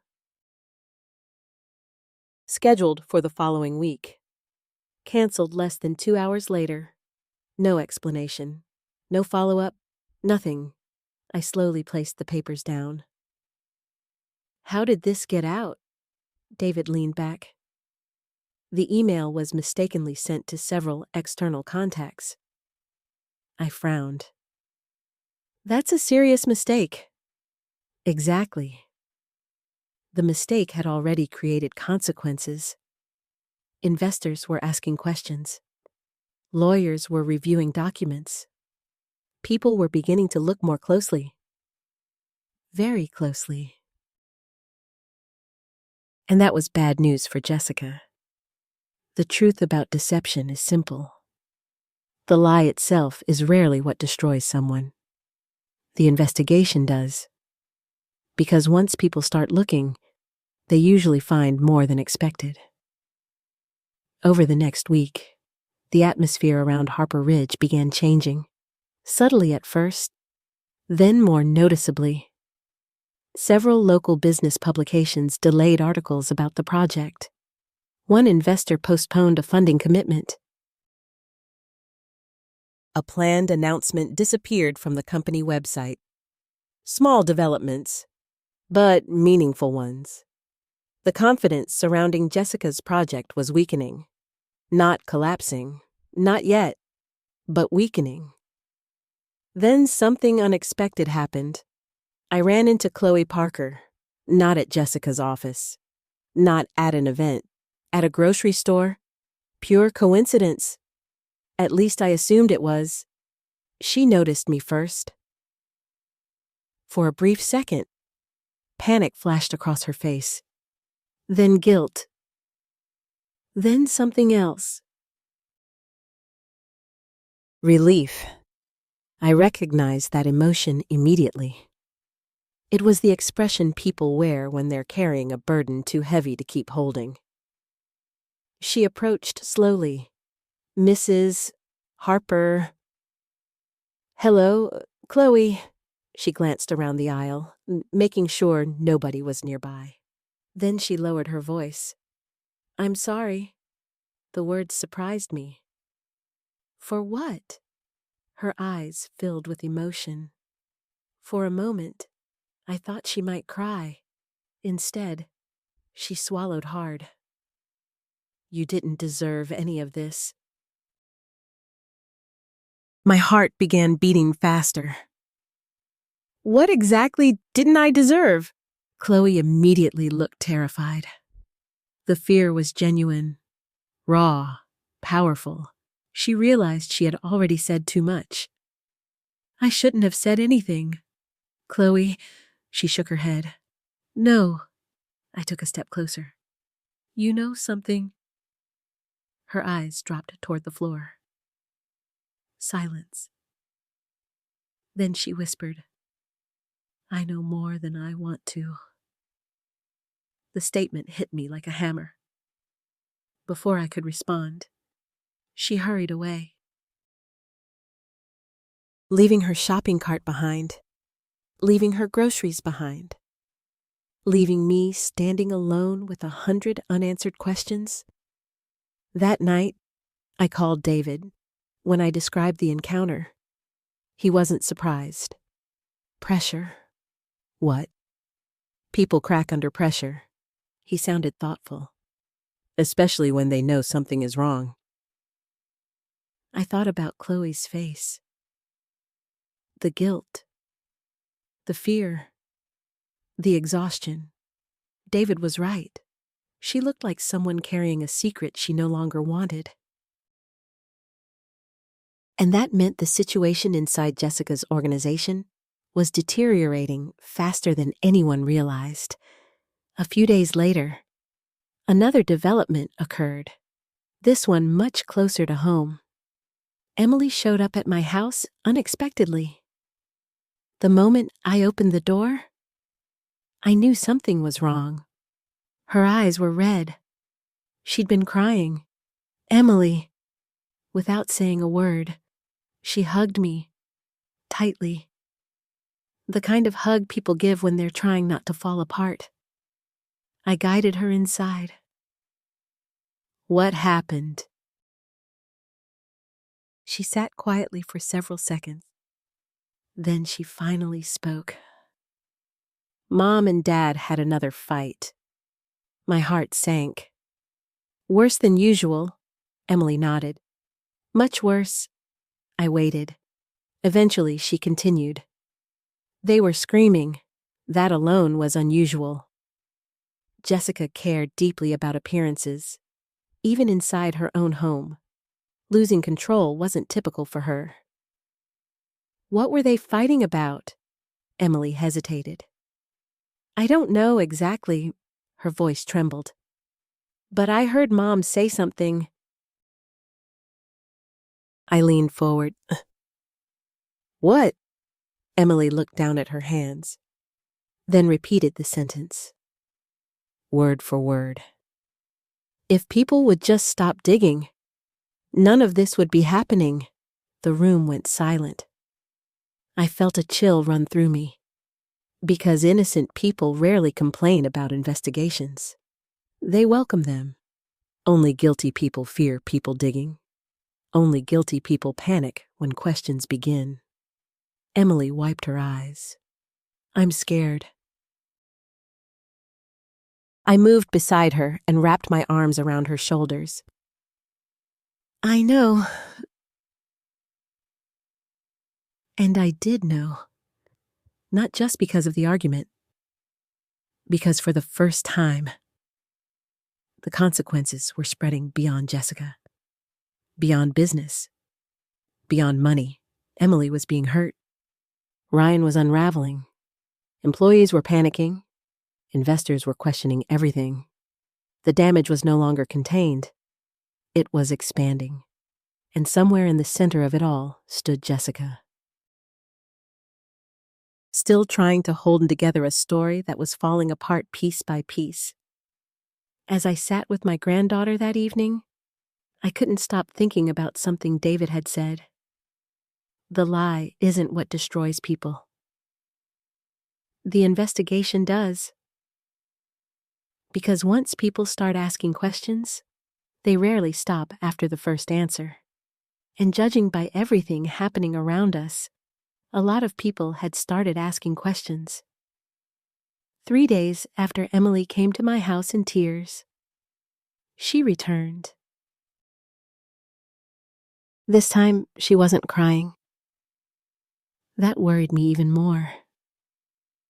Some pain is easier to recognize when it comes with tears. The quiet kind is harder. The dangerous kind. I was watering flowers on my front porch when her car pulled into the driveway. The moment she stepped out, I noticed something unusual. Determination.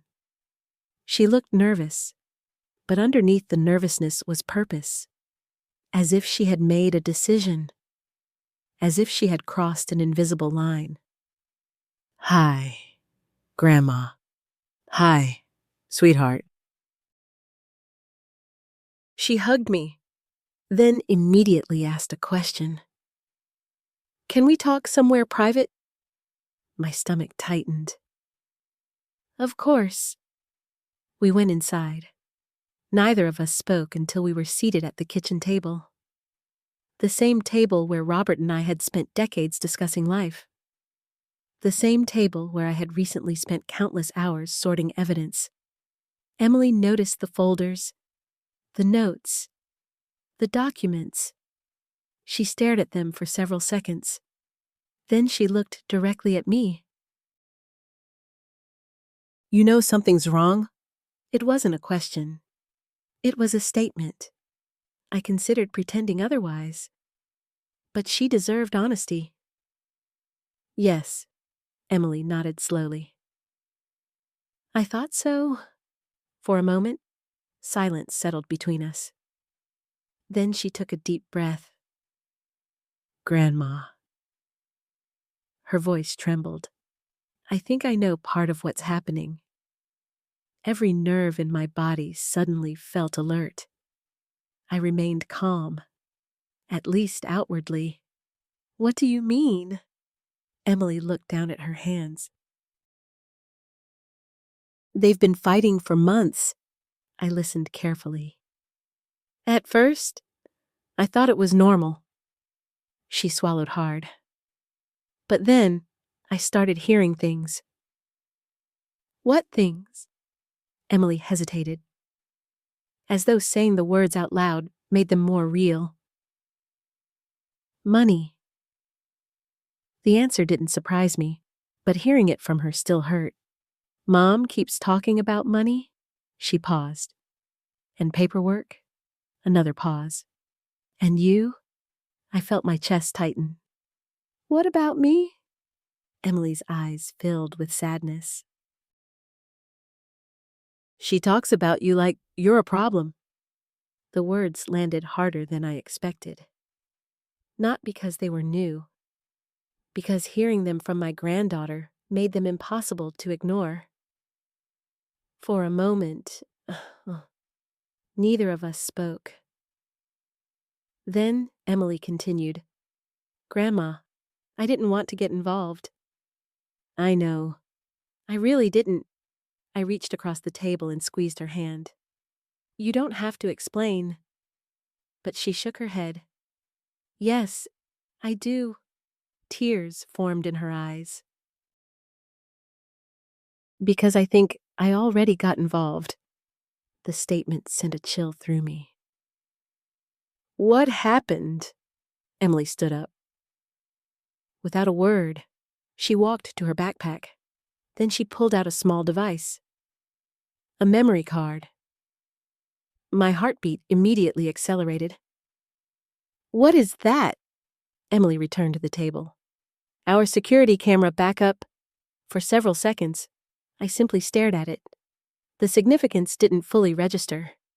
Then it did. And my stomach dropped. "Emily."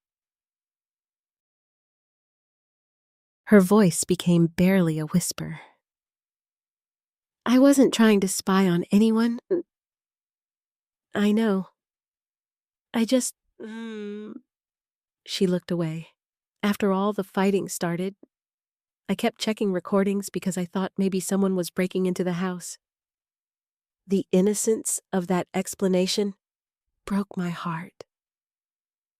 Children often search for simple answers, even when the truth is much more complicated.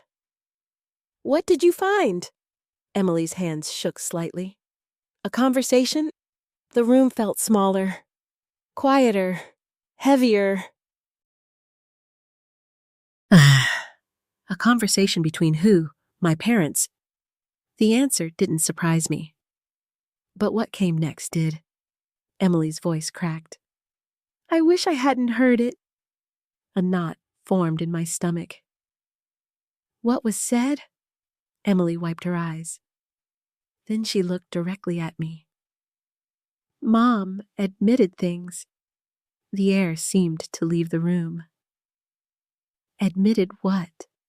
She took a long breath, then spoke slowly, carefully, as though repeating something she desperately wished she'd never heard. "They were fighting about you." I closed my eyes briefly. Of course they were. They were arguing about the project. The project again. Always the project. Then Emily said the sentence that changed everything. Mom said if people found out how she got the approvals, everything would fall apart. For several seconds, I couldn't speak, because deep down, I already knew what that meant. Still, hearing it out loud was different. Hearing it confirmed was different. Emily continued. "Dad was angry." Her voice trembled. "Yeah, he kept saying they should tell the truth." I thought of Ryan standing beside me on the balcony. "Not everyone is as comfortable with this as you think." Suddenly, his words made perfect sense. Ryan had never been comfortable. He had simply been trapped. "What did your mother say?" Emily looked sick. Actually sick. Like the memory itself hurt. Then she repeated the words, exactly as she'd heard them. She said she'd come too far to lose everything now. The sentence hit me like a hammer. Not because it proved guilt. Because it revealed motivation. Fear, desperation, pride, the willingness to keep going even after knowing she should stop. I looked at the memory card. "Does the recording still exist?" Emily nodded. "Yes." My heart began racing. For months, I had gathered evidence, documents, photos, emails, observations. Now something far more powerful sat on my kitchen table. A direct recording, a conversation, potential proof. Yet my concern wasn't legal. It was emotional. Because I could see what this was costing Emily. "Sweetheart," she looked up. "You shouldn't have to carry this." Her eyes immediately filled with tears. "I know." And for the first time, she started crying.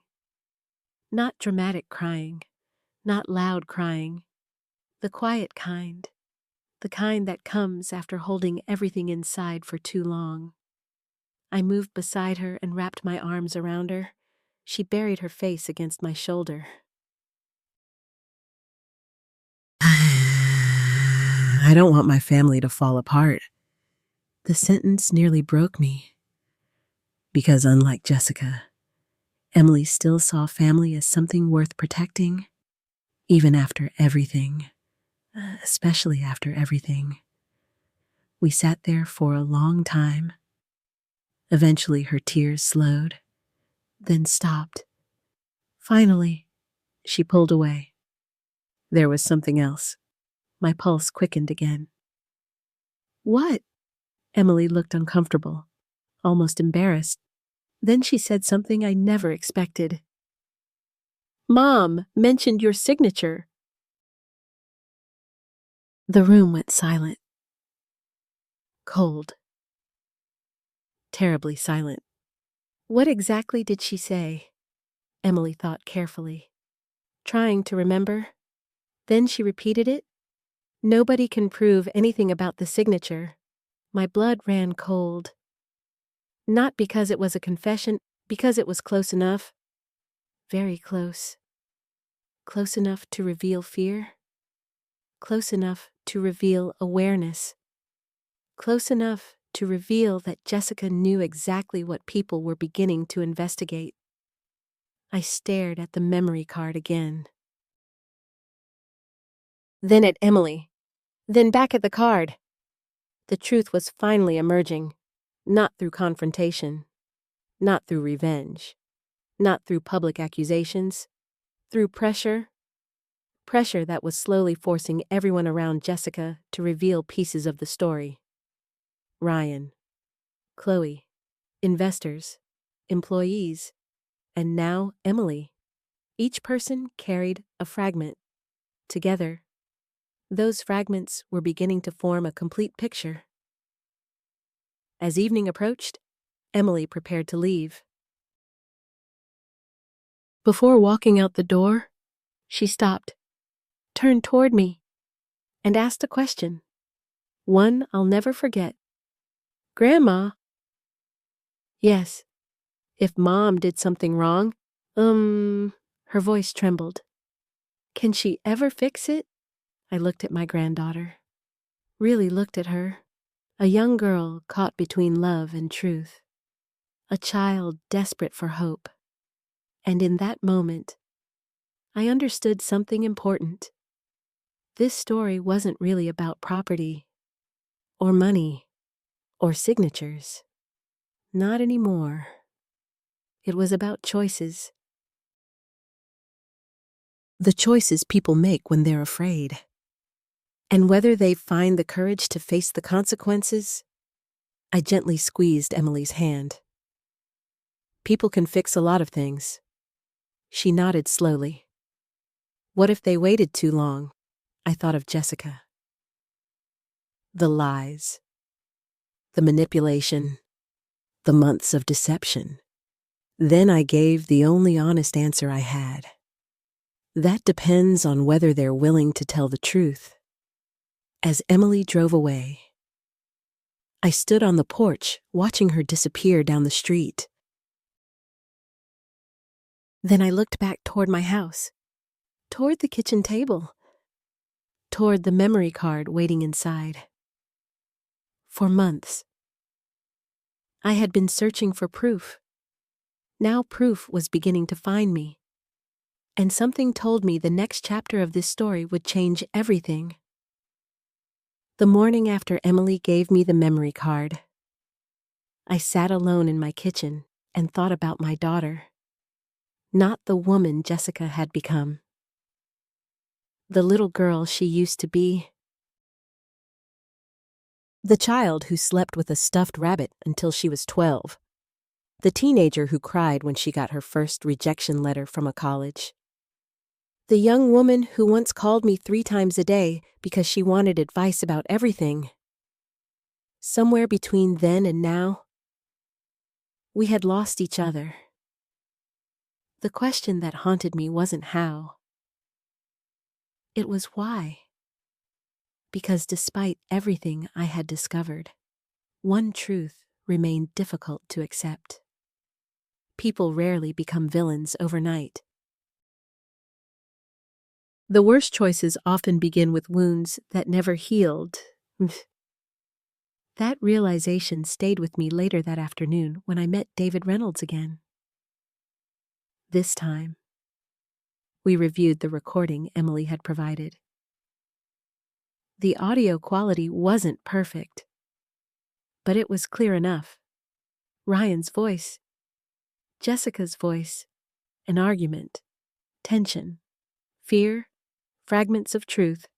When the recording ended, David removed his glasses and rubbed his eyes. "Well?" I asked. He remained silent for a moment. Then he sighed. "It helps." Not exactly the dramatic declaration I'd hoped for. "It helps." "Marilyn, evidence isn't like television." I smiled faintly. "Meaning, real cases are built from multiple pieces." He pointed toward the growing collection of documents. "The emails help." He pointed toward the photographs. "The property search helps." Then toward the recording. "This helps." He paused. "Together, they're becoming difficult to ignore." That was enough for me. Because I wasn't looking for revenge.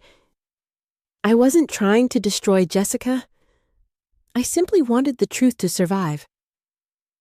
The meeting ended shortly afterward. But instead of driving home, I found myself heading somewhere unexpected. The cemetery. I hadn't visited Robert's grave in several weeks. Life had become consumed by investigations. Evidence. Lawyers. Secrets. For too long, I had been focused on the present. I needed a conversation with the past, even if only in my imagination. The autumn air felt cool as I stood beside his headstone. For several minutes, I said nothing. Then I laughed softly. "You always knew people better than I did." A breeze moved through the trees. I stared at his name. Robert Harper, 1949, 2023, 40 years together, 40 years of partnership, trust, loyalty, love, and now, somehow, he was still protecting me, even after death. The thought brought tears to my eyes. Not because I felt weak, because I felt grateful. Eventually, my thoughts drifted toward Jessica. And that's when something unexpected happened. A memory surfaced, one I hadn't thought about in years. Jessica was 19, a freshman in college. Robert had just lost a major investment. Money became tight. Very tight. For months, we worried constantly. Jessica never knew how serious things were. We made sure of that. What she also never knew was that I quietly withdrew a large portion of my retirement savings to keep her in school. Without that money, she would have lost her apartment, possibly dropped out. I never told her. Robert never told her. Because that's what parents do. They protect, even when nobody notices. The memory triggered another, then another, then another. And suddenly, I wasn't remembering one sacrifice. I was remembering dozens. The emergency tuition payment, the credit card debt we paid off after graduation, the down payment assistance when she bought her first home.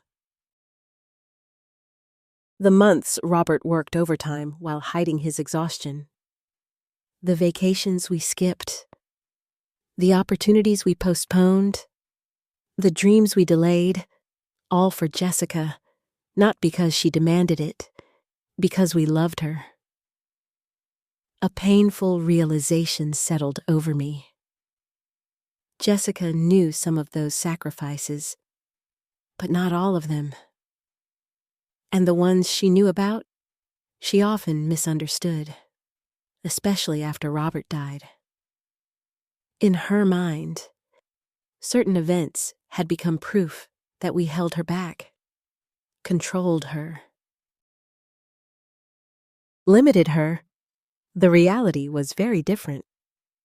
Years earlier, Jessica had wanted to invest in a risky business venture. Robert advised against it.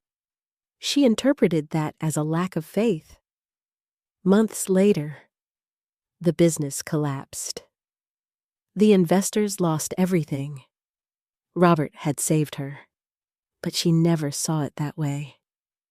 She saw criticism, not protection. There were dozens of examples like that. Moments where love looked like restriction.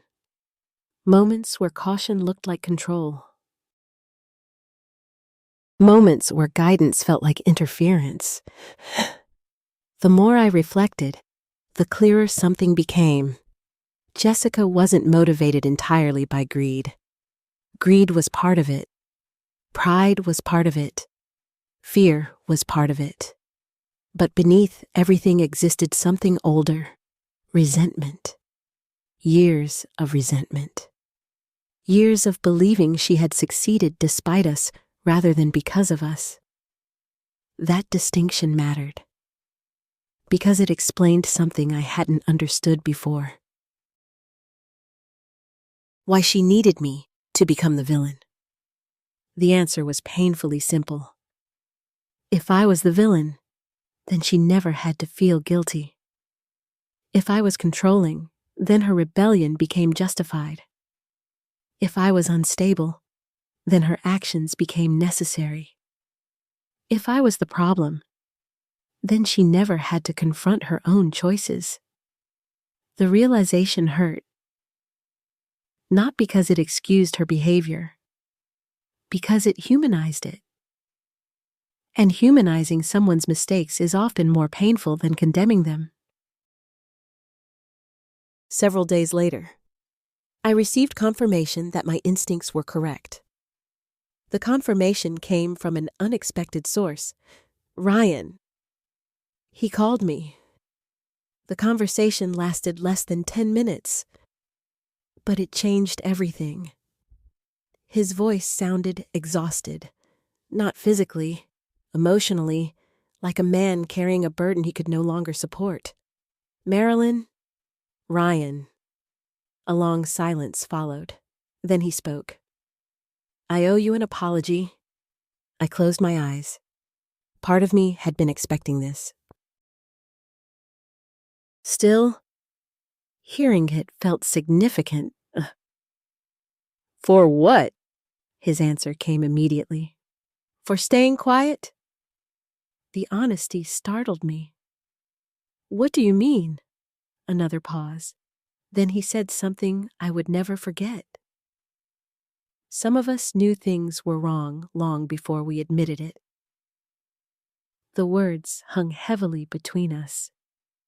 Not a confession. Not exactly, but close. Very close. I listened carefully. Ryan continued. I kept telling myself everything would work out. His voice cracked slightly. I kept telling myself nobody would get hurt. My heart sank. Because now I understood. Ryan hadn't been the mastermind. He hadn't been leading the deception. He had been rationalizing it, enabling it, avoiding it. And now the consequences were catching up to him. "What happens now?" I asked quietly. Ryan laughed bitterly. "I don't know." For several seconds, neither of us spoke. Then he surprised me. "Jessica isn't a bad person?" The statement might have sounded absurd under different circumstances. Yet somehow, I understood what he meant. Bad people rarely struggle with guilt. Jessica was struggling. The problem was that she had allowed pride to become stronger than guilt. And pride is a dangerous thing, especially when it combines with fear. Before ending the call, Ryan said one final thing, a statement that stayed with me long afterward. "She doesn't know how to stop anymore." The line went silent. And for the first time, I truly felt sorry for my daughter. Not because she was innocent, because she wasn't. Not because she deserved sympathy, because consequences were still coming.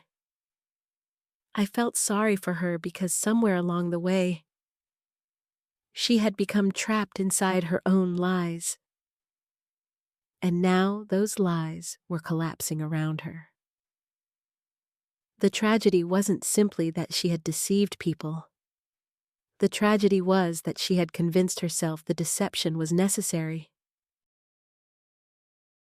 As I sat alone that evening, staring at family photographs spread across my living room table, I realized something important.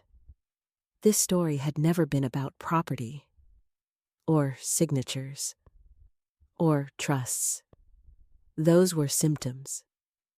The real problem had started years earlier, with misunderstandings, resentment, pride, and wounds nobody bothered to heal. The sad truth was that Jessica had spent years blaming me for barriers that never existed. And now that false story was finally catching up to her.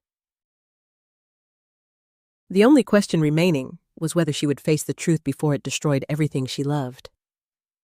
The collapse began on a Tuesday morning. Not with flashing headlines, not with police sirens, not with a dramatic public scandal. It began with a meeting, a single meeting that Jessica believed she could control. She was wrong.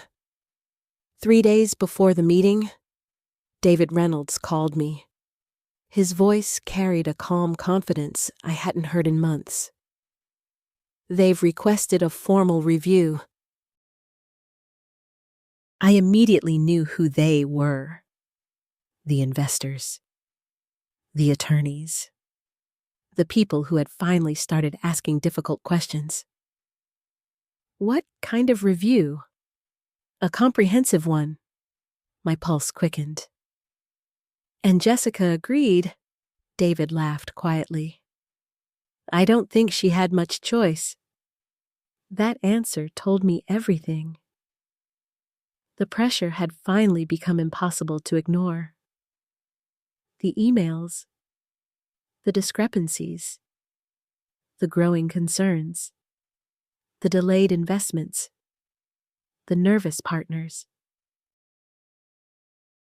All of it had led to this: a boardroom, a review, an examination of facts. Exactly the kind of environment where lies struggle to survive. The meeting would take place at the headquarters of one of the project's primary investment groups. Several attorneys would attend. Multiple investors, financial consultants, project partners, and because certain family assets were involved, David insisted that I attend as well, not as an accuser, not as a witness, simply as an interested party. The night before the meeting, I barely slept. Not because I was afraid, because I was sad. I kept thinking about Jessica, About the little girl who used to run into my arms after school. About the teenager who once cried because she failed a math test. About the young woman who begged me to help her prepare for her first real estate interview. That girl still existed somewhere. At least I hoped she did. The question was whether she could still find her way back. The following morning arrived gray and overcast. The weather felt appropriate. When David and I entered the boardroom, most people had already arrived. The atmosphere was tense, professional, controlled. No raised voices, no visible hostility. Yet the tension was unmistakable. Several investors sat reviewing documents. Attorneys organized folders. Financial consultants prepared reports. And at the far end of the table sat Jessica. For the first time in months, she looked genuinely vulnerable. Not weak, not defeated, just exhausted. The confident public persona was gone. The polished smile was gone. The certainty was gone. She looked like someone who hadn't slept much recently. Someone fighting battles on multiple fronts. When our eyes met, neither of us smiled, neither of us spoke. The meeting began promptly. One attorney outlined the purpose. Documentation concerns, authorization questions, financial inconsistencies, procedural reviews. Everything sounded formal and unemotional. Yet beneath the legal language lay a simple truth. People wanted answers. The first hour focused primarily on records. Emails were reviewed. Timelines were examined. Property transfers were discussed. Questions were asked. Some received answers. Others did not. The deeper the review went, the more uncomfortable Jessica became. I noticed her hands trembling slightly. I noticed the way she'd avoided certain questions. I noticed the increasing frustration in her voice. Most importantly, other people noticed too. Then came the signatures. The room grew noticeably quieter. An attorney displayed several documents on a large screen. Property authorization forms, transfer approvals, official paperwork. Then the signatures appeared. My signatures. Or rather, the signatures pretending to be mine. The attorney adjusted his glasses. Mrs. Harper. He looked toward me. Have you reviewed these documents? Yes. And do you recognize these signatures? Every eye in the room turned toward me. I remained calm. Yes. A brief pause. Then the attorney asked the question everyone had been waiting for. Did you sign these documents? The silence felt enormous. Jessica stared at me. The investors stared at me. The attorneys stared at me. I thought about lying. Not to protect Jessica, to protect the room. Because I knew what the truth would do. But the time for protection had ended. No. The word landed like a stone. The attorney nodded. As in, you don't remember signing them? I met his gaze. No. Another pause. Then I spoke clearly. I never signed them. The room remained silent. Nobody interrupted. Nobody argued. Because everyone understood the significance. If I was telling the truth, then something very serious had occurred. The attorney turned toward Jessica. Would you like to respond? Jessica's face had become pale. For several seconds, she said nothing. Then she took a breath. There's been a misunderstanding. The explanation sounded weak even before it finished leaving her mouth. Several people shifted uncomfortably. Others took notes. Nobody looked convinced. The review continued. More documents. More questions. More inconsistencies. Each one seemed manageable on its own. Together, they formed a troubling pattern. And then everything changed. The door opened. Every head turned. Ryan walked into the room, late, unexpected, and visibly nervous. Jessica's expression changed instantly. Fear. Real fear. The kind she could no longer hide. Ryan quietly took a seat. No one spoke for several moments. Then one attorney addressed him. Mr. Collins? Ryan nodded. We have several questions regarding project authorizations. Another long silence followed. The entire room seemed to hold its breath. I watched Ryan carefully. For months, he had been struggling, avoiding, rationalizing, trying not to choose sides. That time was over. Finally, he spoke. The first sentence changed everything. Most of the concerns being discussed today are valid. The room froze. Jessica stared at him, completely stunned. The attorney blinked. Can you clarify? Ryan closed his eyes briefly, as though gathering strength. Then he did something nobody expected. He told the truth. Not every truth. Not yet, but enough. Enough to destroy the illusion. He admitted concerns had existed internally. He admitted objections had been raised. He admitted certain documentation issues had been discussed repeatedly. Most importantly, he admitted those concerns had been ignored.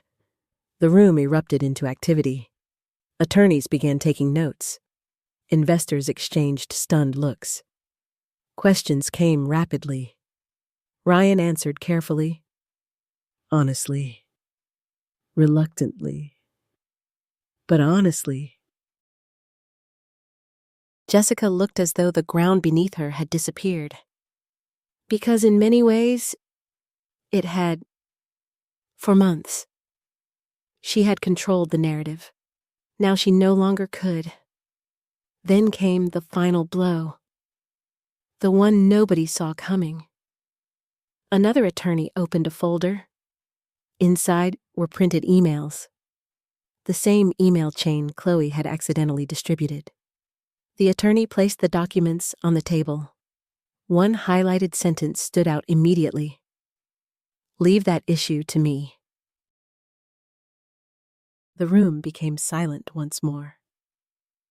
Jessica stared at the page, then at the attorney, then at Ryan, then at me. For a brief moment, I saw something heartbreaking.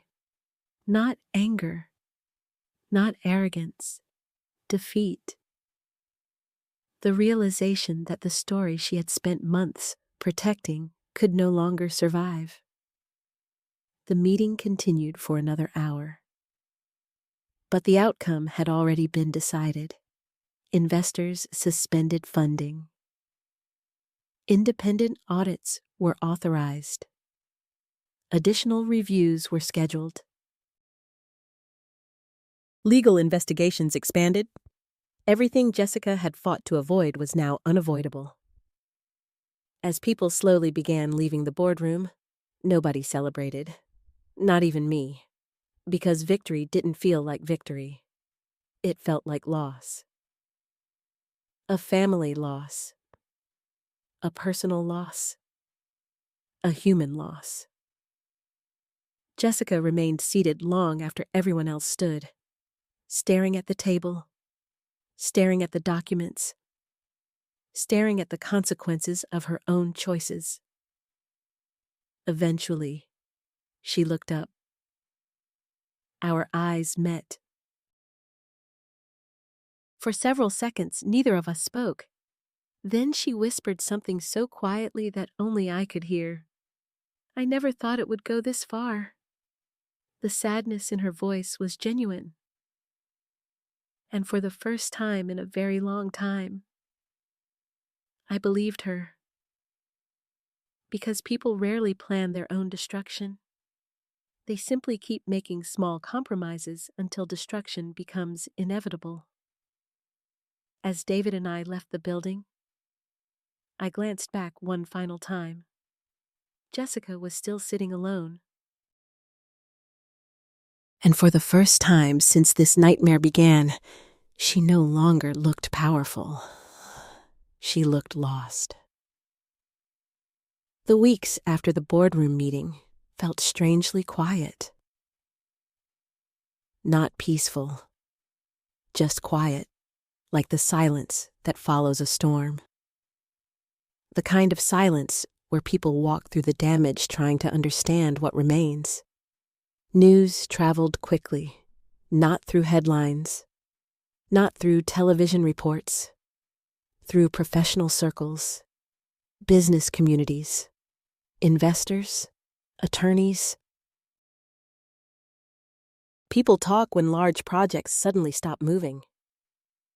And Harper Ridge had stopped moving. Funding was frozen.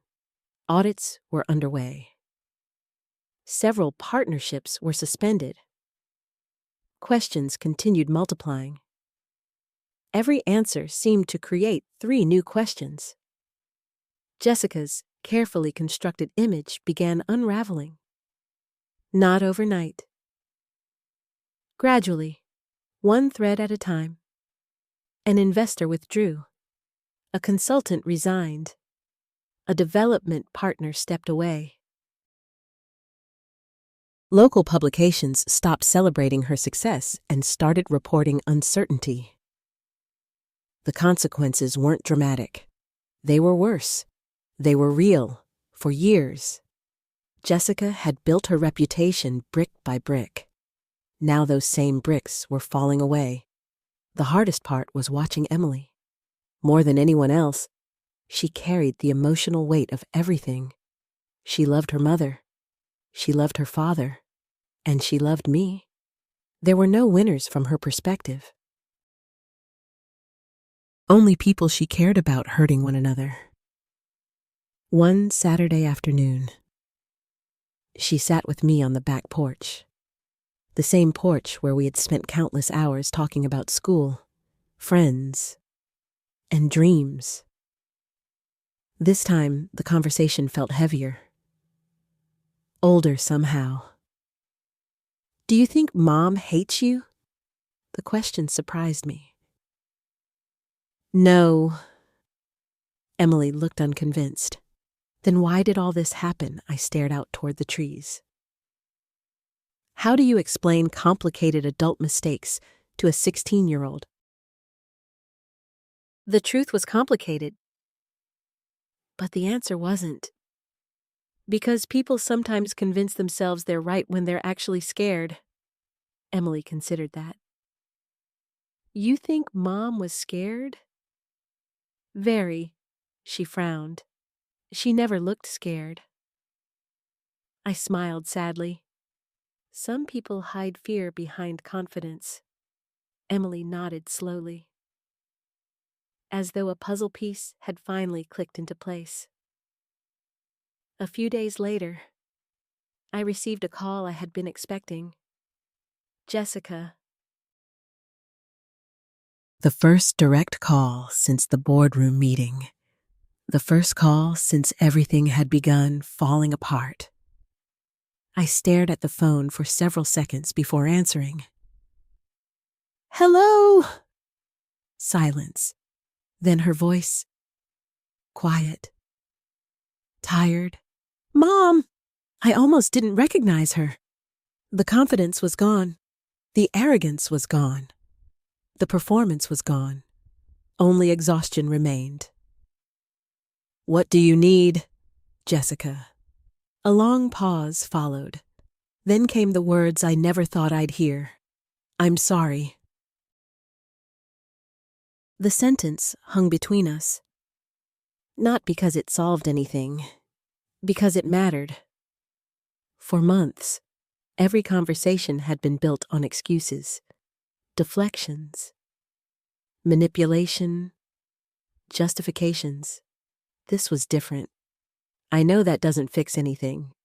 "No, it doesn't." More silence. Then she spoke again. "I need to see you." Part of me wanted to refuse. Part of me wanted to protect myself. Part of me wanted more time. But another part remembered the little girl with wildflowers in a coffee mug, the daughter who once loved me without conditions. "Come by tomorrow." She arrived shortly after noon. For the first time in years, Jessica looked ordinary. No designer outfit, no perfect makeup, no polished image, just a tired woman carrying the consequences of her choices. When she stepped into my living room, neither of us knew how to begin. Finally, she spoke. I don't even know where to start. I remained silent. For once, she would need to do the talking, not me. Tears filled her eyes almost immediately. "I messed everything up." The sentence sounded painfully honest. "I know." She nodded. More tears followed. Not dramatic tears. Real ones. The kind that come when denial finally ends. For over an hour, she talked. And I listened.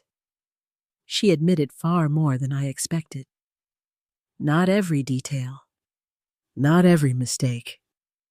But enough. Enough to reveal the truth. The pressure to succeed. The fear of failure. The obsession with protecting her image. The resentment she had carried for years. The belief that everyone expected perfection. At one point, she covered her face with both hands. I kept telling myself I was fixing things. Her voice broke. I kept telling myself I could make everything work. I thought about something David once told me. Most disasters begin with people trying to avoid consequences. Jessica had spent months doing exactly that. Each lie created another lie. Each shortcut created another shortcut. Until, eventually, the entire structure became impossible to maintain. Then she said something that hurt more than anything else. "I knew people believed you were confused." My chest tightened. She couldn't even look at me. I didn't stop it. The honesty was brutal, because deep down, I'd known, but hearing her admit it made it real. "I know." Jessica began crying again. "I'm so sorry." For a moment, neither of us spoke. Then she whispered the question she had been avoiding. "Can you forgive me?" The room felt very still, very quiet, very honest. And for the first time in months, I spoke without anger, without frustration, without pain, just truth. "I don't know." Jessica looked up, shocked. Perhaps she expected immediate forgiveness. Perhaps she expected rejection. Instead, she received honesty. "I love you." Fresh tears filled her eyes. "But forgiveness isn't a light switch." She nodded slowly. "I understand." "Do you?" Another long silence followed. Then she surprised me. Maybe not. That answer told me more than anything else. Because real growth begins when people stop pretending to have all the answers. The conversation lasted nearly 3 hours. When it finally ended, Jessica stood near the front door, looking older, not physically, emotionally. Consequences do that to people. Before leaving, she turned toward me. I never wanted to destroy you. The statement echoed something I'd suspected for months. I believed her. Strangely enough, I believed her. Because destruction had never been the goal. Control had been the goal. Image had been the goal. Protection had been the goal. The destruction was simply collateral damage. And sometimes collateral damage hurts most of all. After she left, I sat alone in the living room, thinking, reflecting, breathing. The strange thing about justice is that it rarely feels the way people imagine. It doesn't feel triumphant. It doesn't feel victorious. It doesn't feel satisfying, at least not in situations like this. Because when justice arrives inside a family, everyone loses something. Jessica lost her reputation, her project, her credibility. Ryan lost his marriage's stability. Emily lost part of her innocence. And I lost the daughter I thought I knew. Still, there was one thing I refused to lose. My peace. The following week, David finalized several legal protections. The family trust remained secure. The estate protections remained intact. Additional safeguards were added. Clear boundaries were established, not because I wanted punishment, because I wanted stability. Jessica accepted every condition, without argument, without excuses. For the first time in a very long time, she seemed willing to face reality. And reality was simple. Trust had been broken. Trust could not be restored overnight. Healing would require time. Honesty. Consistency. Patience. Most importantly, it would require accountability as autumn slowly turned toward winter. I found myself sitting on my porch one evening watching the sunset. For months, I'd waited for karma to speak. It finally had. Not through revenge, not through humiliation, not through cruelty, through truth.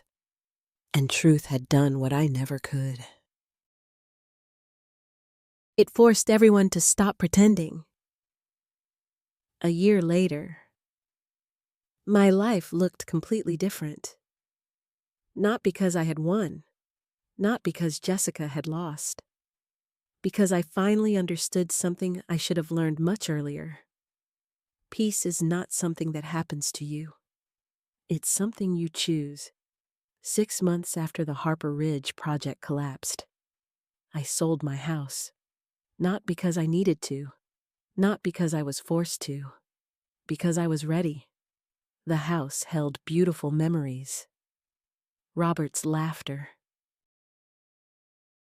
Christmas mornings, family dinners, late-night conversations.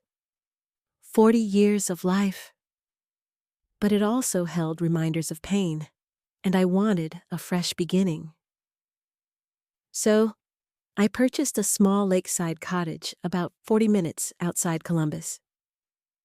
Nothing extravagant, nay, nothing impressive. Just peaceful.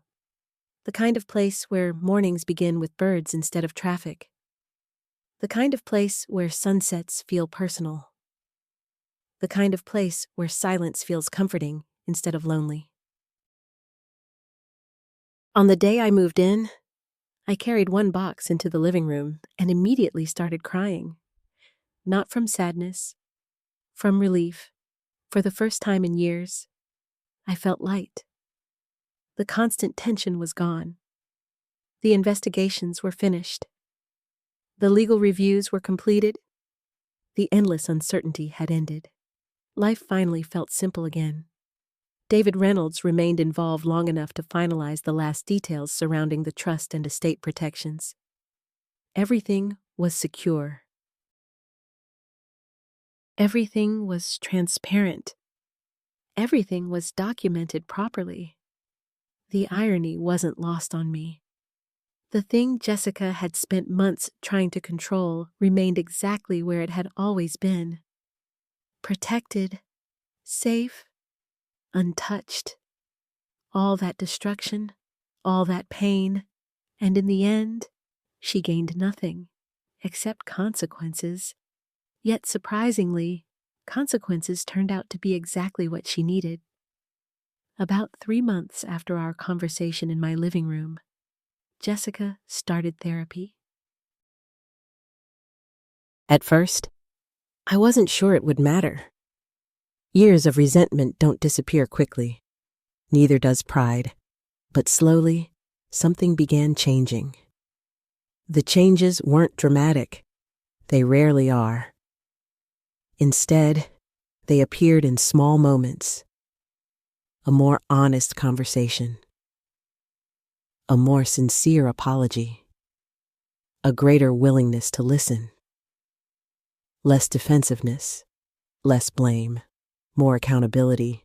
One afternoon, she mailed me a letter, not a text message, not an email, an actual handwritten letter. The old-fashioned kind. I still remember sitting on my porch reading it. Some sections were difficult, some were painful, some brought tears to my eyes. But one paragraph stayed with me. She wrote, "I spent years convincing myself you were the reason I felt trapped. Therapy helped me realize I wasn't trapped by you.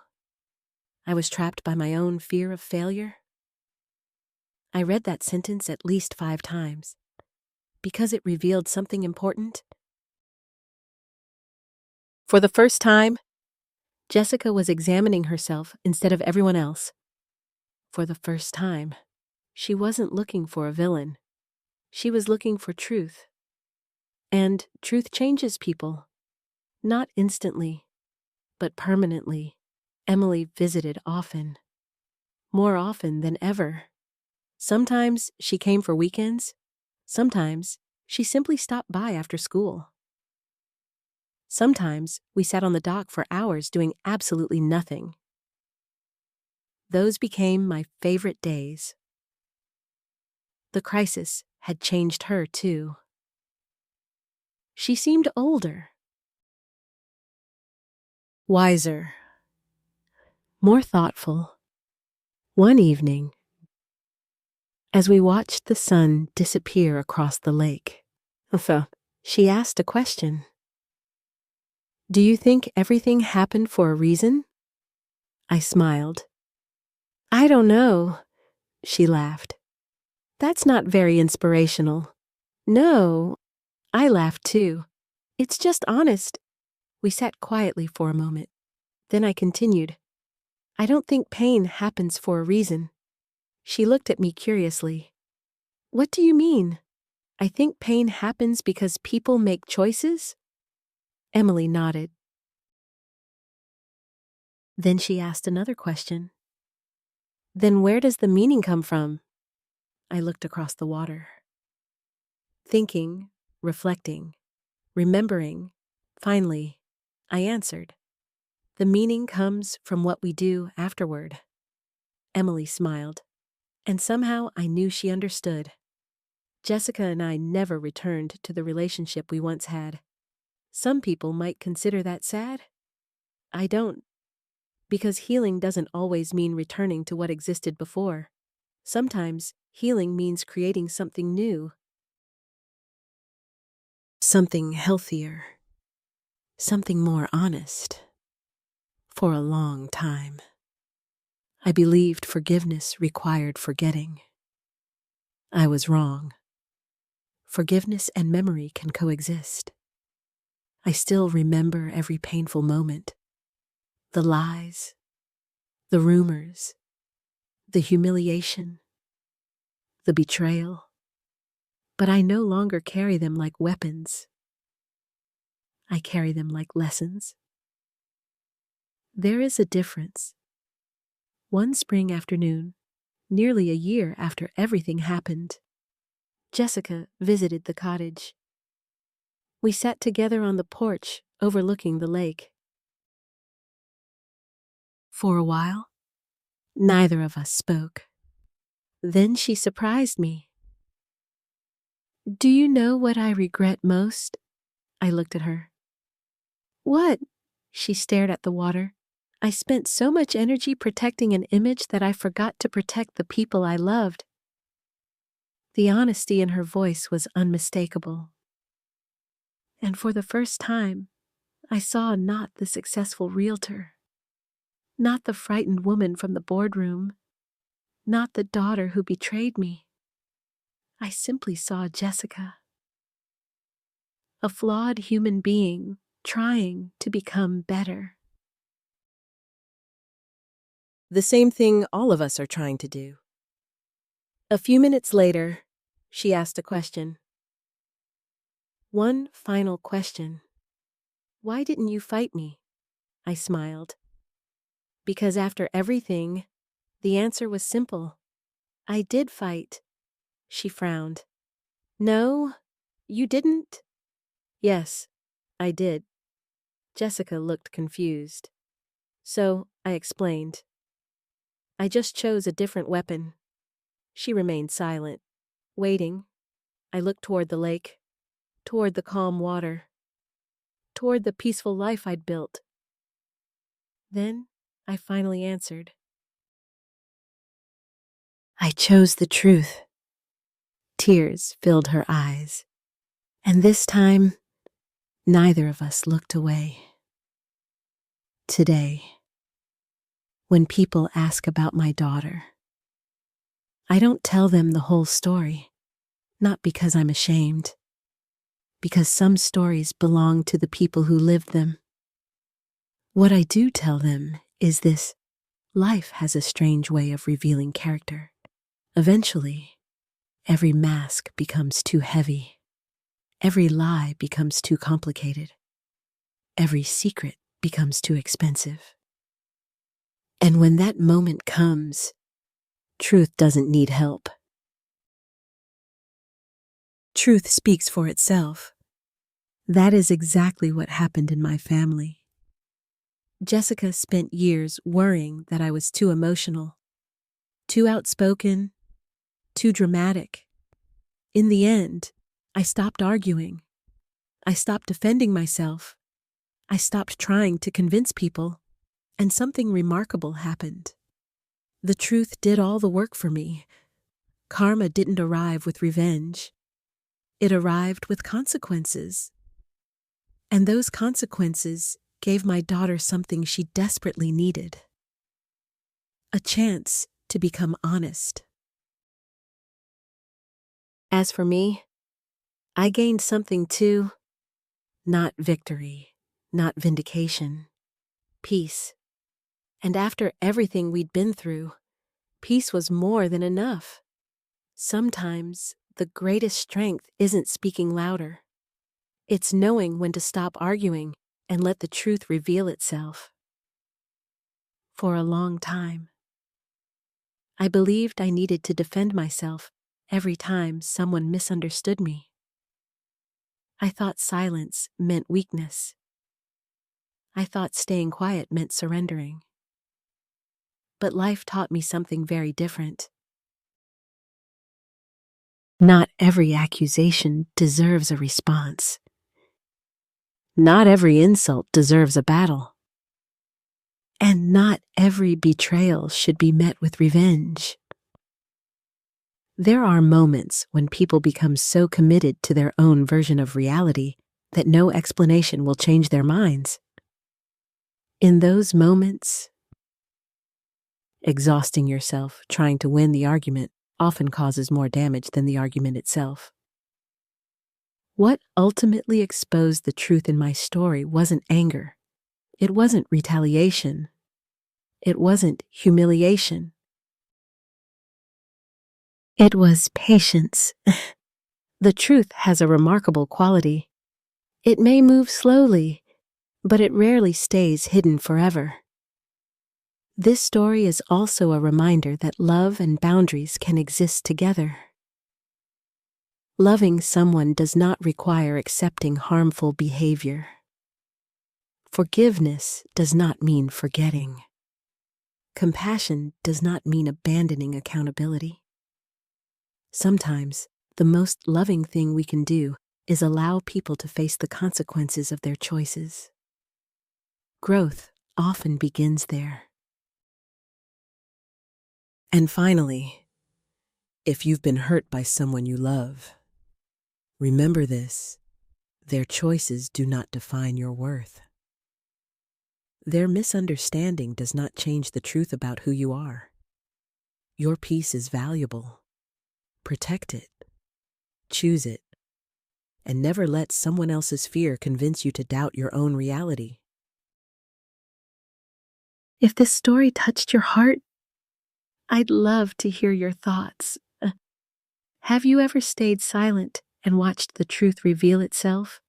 Share your experience in the comments. And if you enjoy heartfelt family stories with meaningful life lessons, please like, subscribe, and join us for the next story.